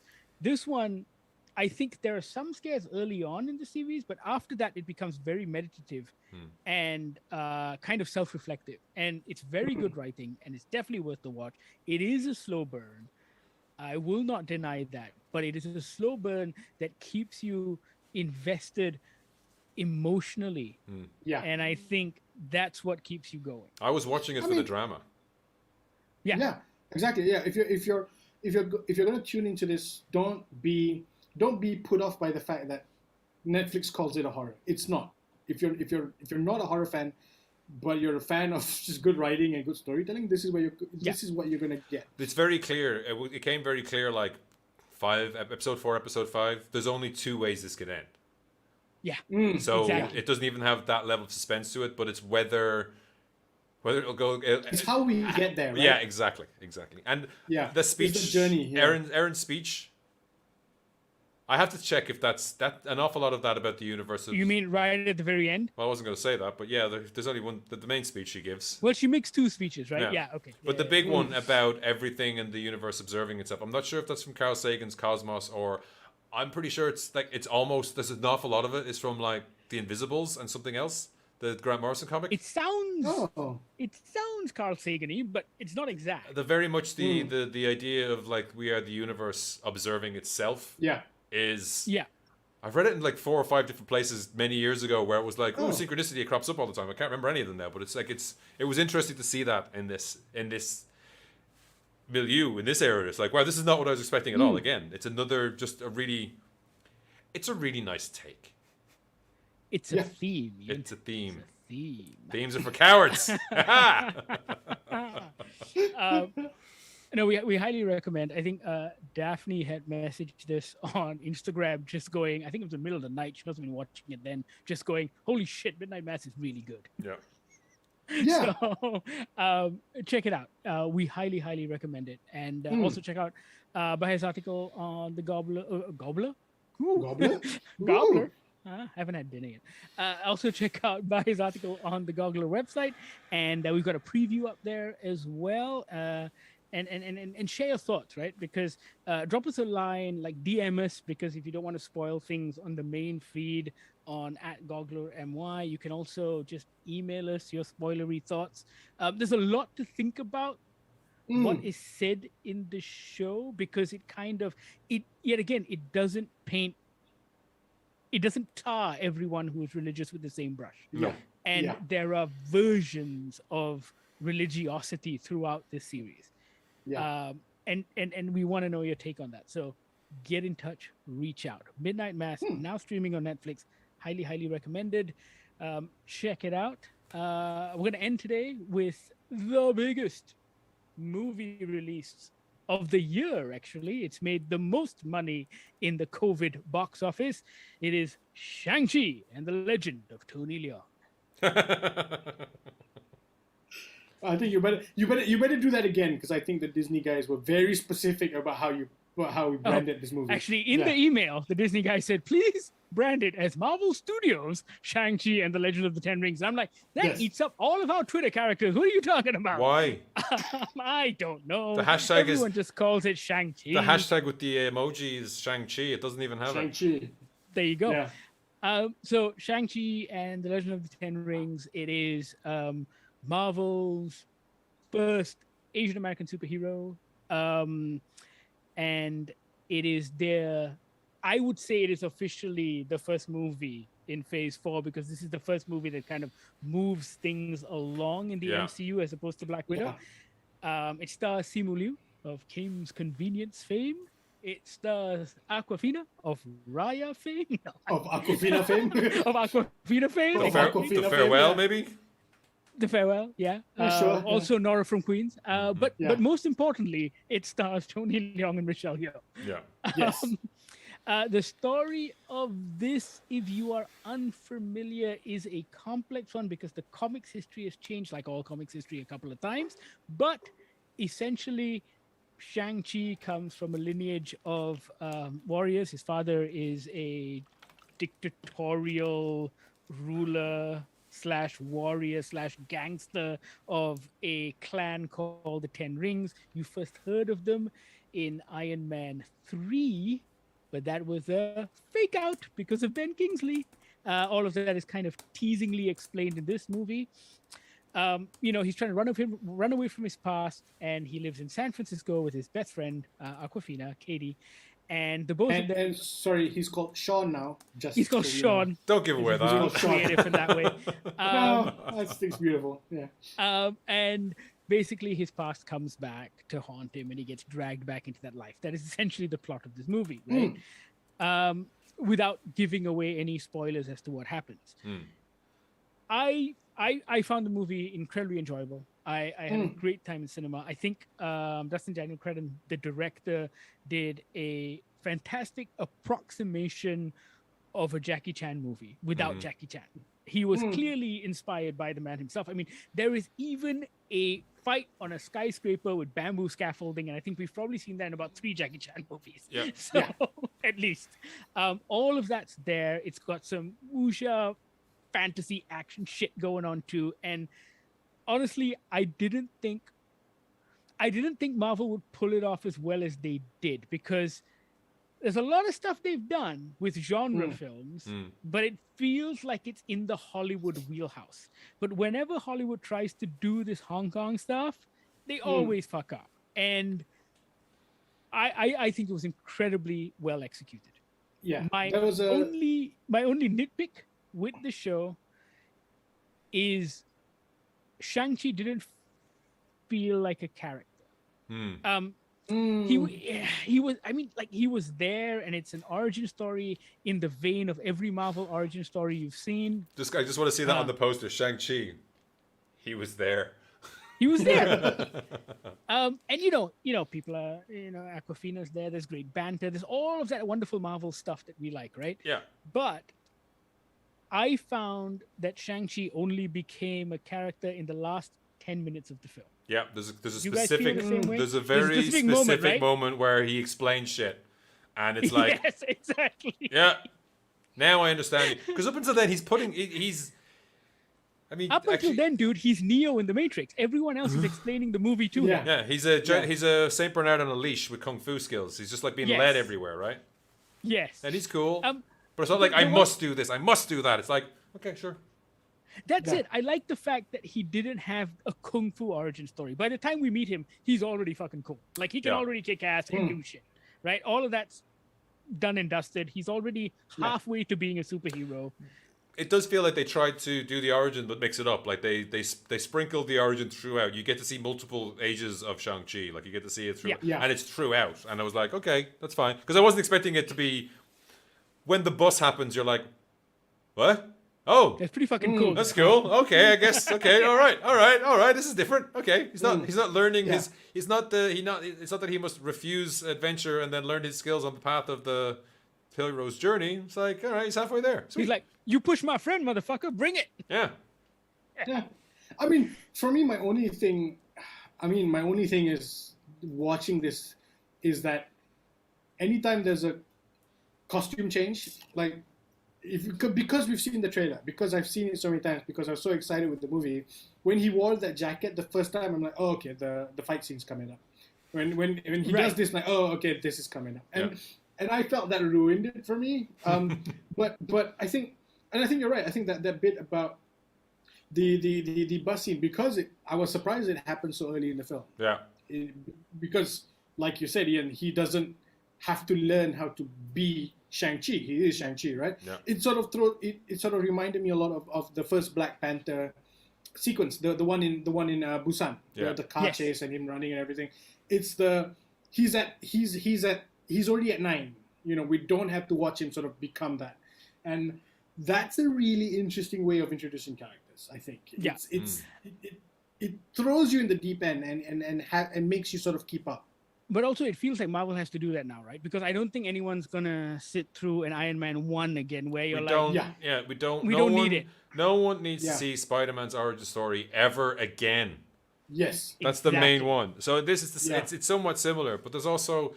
It was a bad idea to watch Suicide Squad after this movie, because it was just like that bus scene. I'm like, wow, Simu Liu could do all these moves. It's badass. He's flipping, he's flopping, he's fighting, he's through the window, he's outside, he's inside, he's all over the place. It's great. And I'm like, but what have we learned about the character in this scene? And I was like such an asshole for thinking that, and it kind of bummed me out after that. And now I kind of think back over the movie, and it's not it's not following a template in any way. It does do its own thing. It just didn't feel. But it's still Marvel production line, though. Yeah, yes. It feels. I think that's it. It feels Marvel production line, whereas I don't think Black Widow didn't see in the big screen so much. So that was like still. But then, what was before Black Widow? What was the last thing? Time means nothing anymore. Endgame. No. Oh well, we're counting Spider-Man. Spider-Man. No Way Home. Yeah. Far From Home. Far From Home. Yeah. So that had black suit Spider-Man and everything, or his European counterpart. So yeah, I just don't know. It just like, I think another problem I had. I think that might have added to this if I could see it better in the cinema we were in.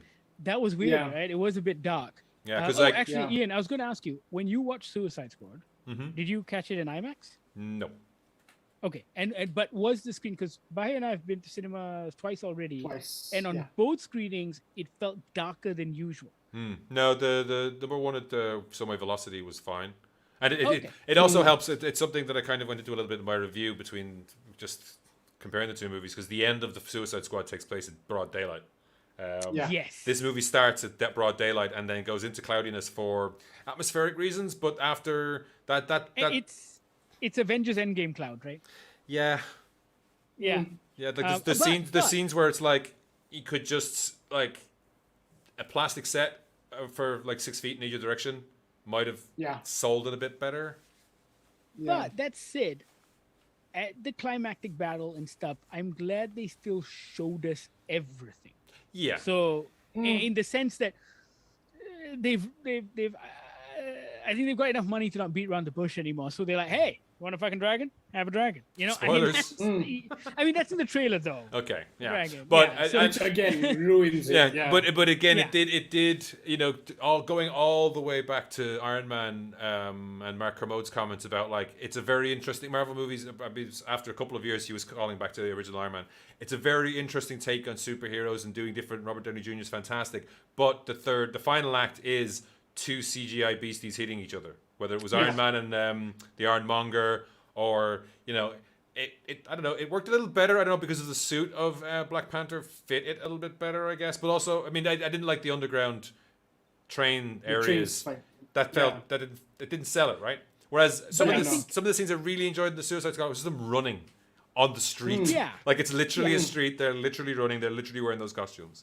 Whereas I think with Black Panther there was a kind of political message that carried you through that CGI slugfest. yeah, everything else has with the been train, so good, right? right? Yeah. Yeah, and then even with Civil War, it was just a showdown between the two of them in the third act because the airport sequence was halfway through the film. So that kind of shook things up just a little bit.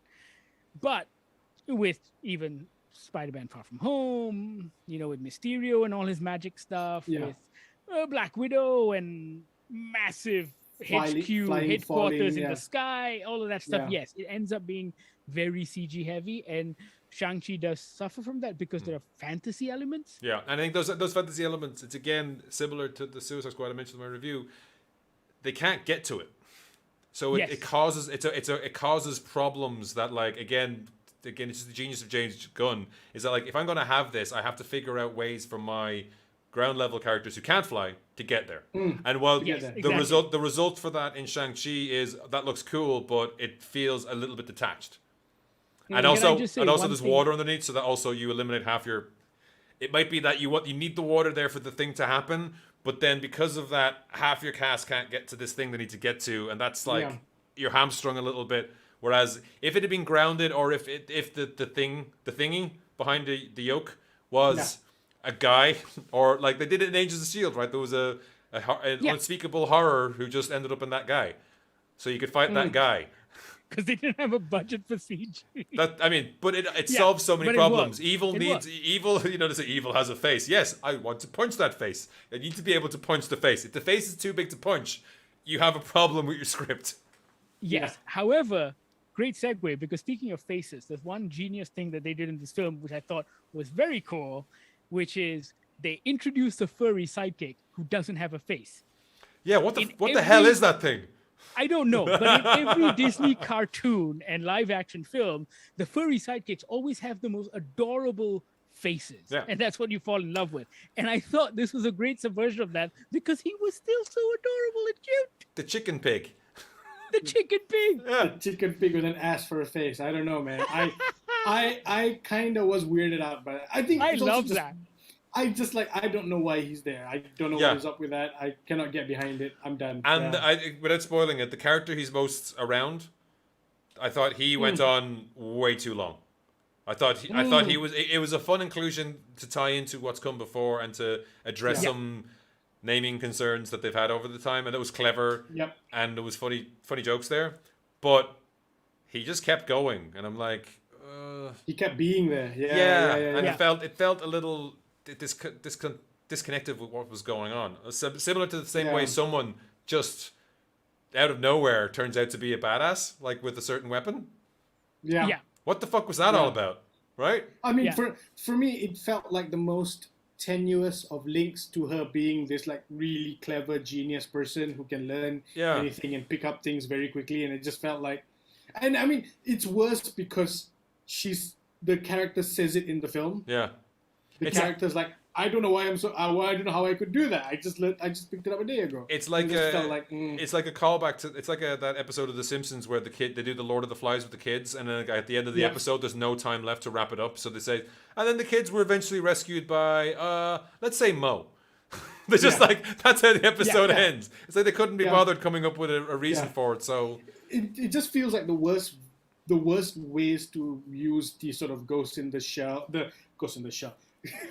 It's Deus Ex Machina. The Ghost in the Machine, the Ghost in the Machine thing. And it just feels like the lamest throwaway gag line, but not gag. Yeah. I'll tell you who was a throwaway though. Okay. Tony Leung. Tony Leung. Oh, I didn't have two pictures of Tony Leung. I just had another picture of Michelle Yeoh, but we'll go back to Tony Leung. Oh no, but that's cool. Michelle Yeoh is great as well. But Tony Leung, man. I just want to set you up for this, Uma. Your piece about how Marvel villains have always been a problem. Yeah. And how this, I wouldn't say solves it, but sort of knocks it out of the park. I've got Tom. Hang on, I've got Tom Hiddleston on the line. Oh, he's not a villain anymore. He doesn't count. He's a superhero now, right? It's been 10. He was a villain for 10 years. 10 years. To be fair, he was never really villainous.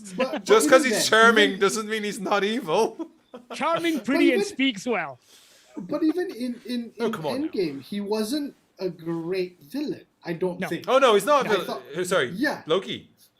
No, Thanos. Oh, Thanos. I liked him. Yeah. Oh no. But no. I mean, I never had an issue with Zemo as well. I thought Zemo was a great villain for Civil War because the whole point of that Zemo was movie underused. Yeah. The problems with all the ones they killed off of the one movie because they literally had run out of ideas and they hadn't got them in to start with. So we're all thinking exactly. No one wants to say it. We're all thinking of Christopher Eccleston and Thor: The Dark World. That was just like pretty much. What is your character? What is going on here? Who else do we have after that? Who else do we have? After Mickey Rourke. Oh god, Mickey Rourke was terrible. Yeah, and but Dancing also, Boy, what's his name? The double in that one. But also, I find that with those early Marvel movies, the villains were by the by. It was all about Thor and Iron Man and the heroes, right? It was all about setting up these charming, cool characters. And maybe also that none of them wanted to be Jack Nicholson from Batman. None of them wanted to have a villain that would like steal their show. Completely outshine the hero. True. Yeah. But and I think they're trying to do that with Shang-Chi as well. But the character they give Tony Leung, like he is the most developed character in this film. He has a compelling backstory. He is driven by grief. He is fucking Tony Leung. So every scene he walks into just oozes cool. Yeah. He just steals every scene he's on. And he does. I feel terrible for Simu because he's had to go to the Marvel gym and get that body, and nope, Tony Leung walks in with a suit. That's all you need. He should have every day after bench pressing a small semi. He should have basically gone to charm classes or something as well to try and just match that. Because it's like where'd all that? Like he just walks in. It's like I told my men they wouldn't be able to kill you, and you're like badass. No, and then he's like, I'm glad I was right. Yeah. It's that second line which was beautiful. And doesn't he, I've only seen it once, so doesn't he like touch him on the face and just go, let's go home? Yeah. Yeah. I love that moment. It's just like, oh. He just commands every room. So good. Yeah. And, for me, it's just like, oh, Hollywood. Now you understand the genius behind The Mood for Love and 2046 and Lost Caution and all of these fantastic films. 2046. In the Mood for Love, yeah. Yeah. Okay, 2046 was a bit weird. But no, and I think Michelle Yeoh does the same as well. Like she only shows up second half of the second act. Not in the role I thought she would turn up in. I thought she would turn up in a different role, so I'm glad that didn't happen. So again, there were surprises. That didn't happen. But when she walks out and the people part for her, it is fucking majestic.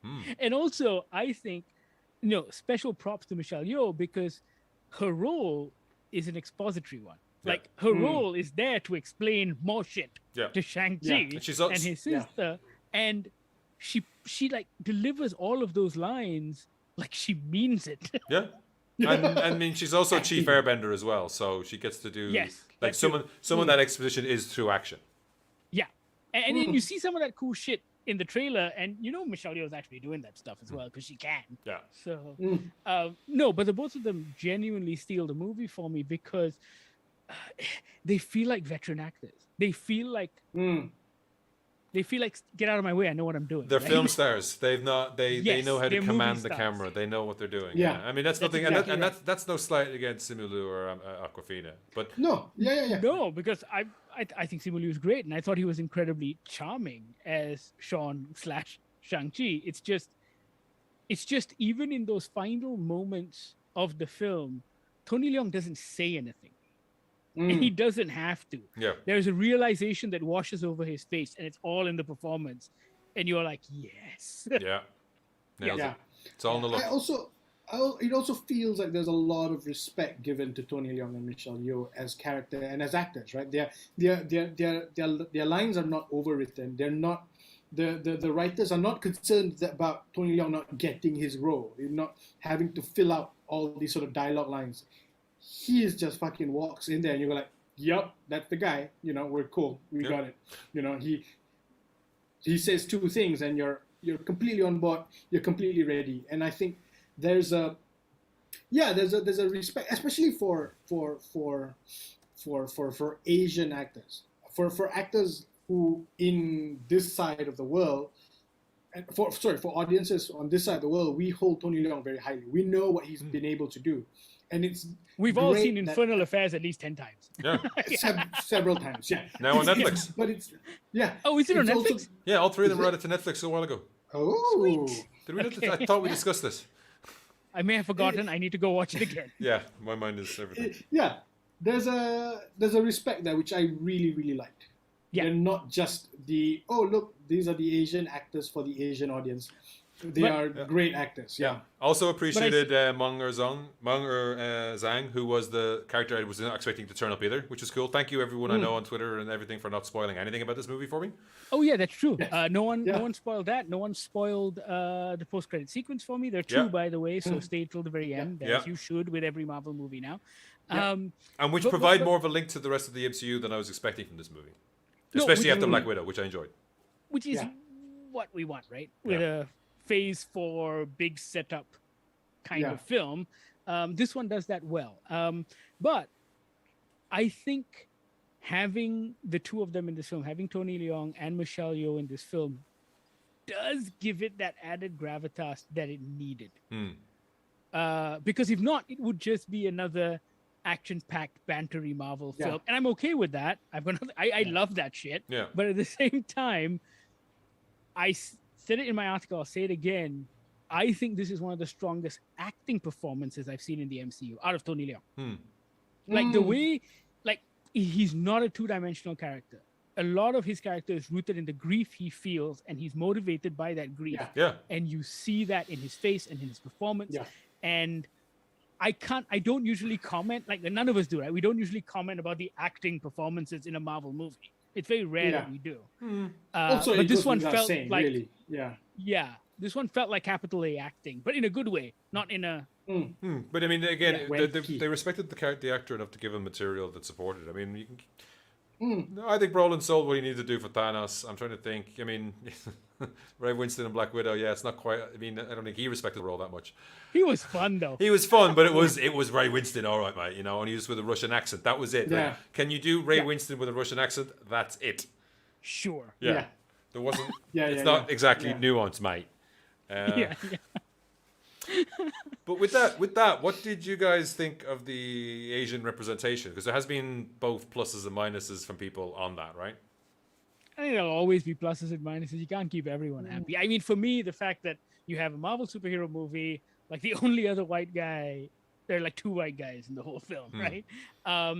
Razor I think fist. even behind Oh, the yeah. camera, there was a huge Asian American crew as well. So I think they didn't just tick all the boxes. I think they did it quite well. Like even the way they pull off the kung fu action sequences, they were necessary. There was a lot of research and they felt genuinely passionate about what they were doing. So for me, all that came off well. For me, the moment in the house when Simu Liu goes to Aquafina's house for breakfast, everything that happens in that house is so wonderfully observed. It was like they'd seen all the comments against to all the boys. I love you. Was it PS to all the boys? Yeah, PS Where she something. Yeah. where she sat with her shoes on the fucking bed upstairs in the house. It's like, no, you take your Yes. shoes off. They specifically show Simulu taking his shoes off before going into the house. And they do that in Raya as well. Yeah. Yeah. Yeah. Yeah. I mean, there's zero connection to any Asian blood in our family, but you take your shoes off going to my mum's house as well. I just don't know why Europeans don't do it. I just don't understand why Most you of them do. do. I don't know. It's just like, yeah, get dirt. Do you gonna track that mud through the house? Nope. Yeah, You clean it up after. But no, I mean, with regards to, I think, Asian American representation, like I keep going back to the fact that it's a conversation about Asian American representation, right?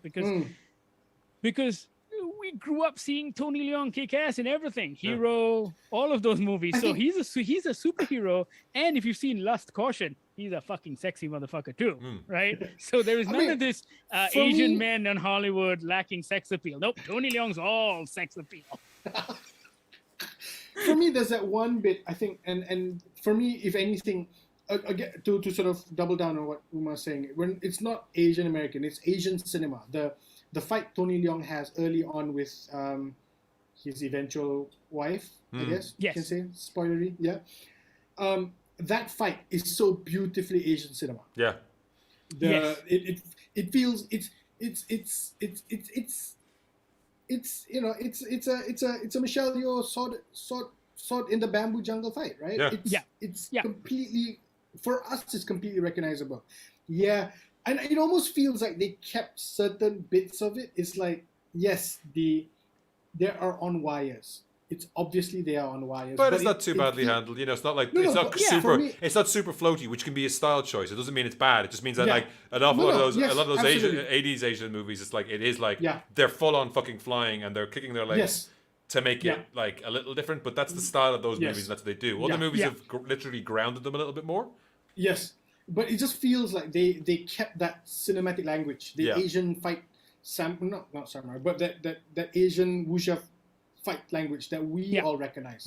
And I loved that. There's a beautiful slow-mo sequence as Tony Leung's getting beaten up where he just sort of looks at her and falls fucking in love with that woman. Yeah. And it just feels like the most Asian cinema ever in a Hollywood movie. Yeah, while swords are clashing, hearts are beating, right? Yes. Exactly. It's beautiful. I love that. And I think if any, it may not be Asian American representation, but it's nice for us as Asians to see that in a Marvel film and go, in a Marvel movie, it almost feels like, they see us. They know what our cinema is like now. Yeah. And that was great. Yeah. Coming back to something you said earlier, about like, having an Asian male as a sex symbol. Did you find it weird, the relationship between Awkwafina and Simulu? It was almost like she was one of the Disney characters that kind of crops along with it. It's like... Oh, no, you're absolutely right. She's the sidekick, right? She's Michael Pena, right? Yes. She's not Evangeline Lilly. No, yes, she's not. Yes, and she's not. Yeah, and which I thought was weird. Okay. It's okay. I like that, and I think it's okay for the first movie. Right? Yeah, Iron Man. I thought about it, and it was like Iron Man. They don't Pepper and him flirt in the first movie. That's it. There's banter. Yeah, that's it. Yeah. So that was, I think, and the other thing was, the complaints about some people complaining about the representation was just that it's like, well, yes, they're all Asian, they're all Asians on screen, but also they are guardians of a mystical secret dating back generations. They all have parental issues. Yeah, but it's a comic book movie. Exactly. And the flip side of that is that not all goatee tech bros can build suits out of armor and fly. Exactly. But here's the thing, right? Like everybody talks about Asian American representation, and I'm wondering why there hasn't been a Pollock who's come up and said not all Polish people are villains with single hands, and it just feels like it feels nitpicky. I think it just feels, in a movie where literally your leads are Asian Americans, you just feel like you have to pick on something. I think you could pick on it if that was the plot to the Joy Luck Club. Because that's kind of rooted in reality, and then if you have them just doing martial arts and talking about fantasy shit, you'd be like, oh, it's so stereotypical and cliched. Yep. But it's a fucking comic book movie with dragons and fiery rings and shit. I mean, and the thing is that those elements have been are interchangeable in comic book for the variety of characters, not all of them Asian as well. So Yeah. I don't. Iron Fist is yeah. on the phone saying, "Why is no one answering my calls?" It's like, we don't need you anymore, dude. Go away. And no, Nobody and- likes. and I that's- need to ask, did you ever actually see? I couldn't. I didn't watch be season asked. 2. No one could finish it. Did I watch season 2? Did he ever? Let me Did you have- ever see the dragon in Iron Fist? No. No. Oh, I okay. saw. No. I saw the Defenders Yeah, I saw that. Yeah, yeah. and season 2 of Daredevil, which was fantastic, but Yeah. I didn't bother with Iron Fist at Yeah. all. And, And but watching- that's the thing I wanted to go back to. Sorry, Ian, is just this idea that it's so stereotypical Asians, they're dragons. So, would you rather have been Finn Jones in that role? Would Fuck you rather no. have been a white guy? Oh no! You know but what not I'm only saying? that, but not only that, but we get so many Hong Kong and China movies with every With Chinese New Year, dragons. with all of those things. And I mean, they're pretty wait. cool. Wait, Hollywood, wait till you see the Monkey God. Yeah. Because that shit will blow your mind. There's a new version every 2 years. Every Every 2 2 years. minutes. Jesus. Because if you think dragons are wild, wait till you see the Monkey God. There was a And video. the drunk pig. There's a Chinese video store in Dublin that had nothing but Monkey King videos in it. There was nothing else. Yeah. He's had many adventures. I would say though, watching this made me. I would like to see him team up with Luke Cage, especially. I don't know the. I've Yes. forgotten the actor's name. Oh shit! What is this? So have I. He's in Evil, He's Yeah. in evil on now. CBS, and his name is. It's late. My brain's not working anymore. You should eat before the podcast, dumbass. I made the mistake of the first one, and I'm like, nope, No. eating early now. Sometimes I Mike order Coulter. food. Mike Coulter. Mike Coulter. Yeah, Sometimes I I order just, food and the grab gets delayed. I just kept thinking about that, and I kept thinking about the Colleen Wing and Misty Knight, and not Finn.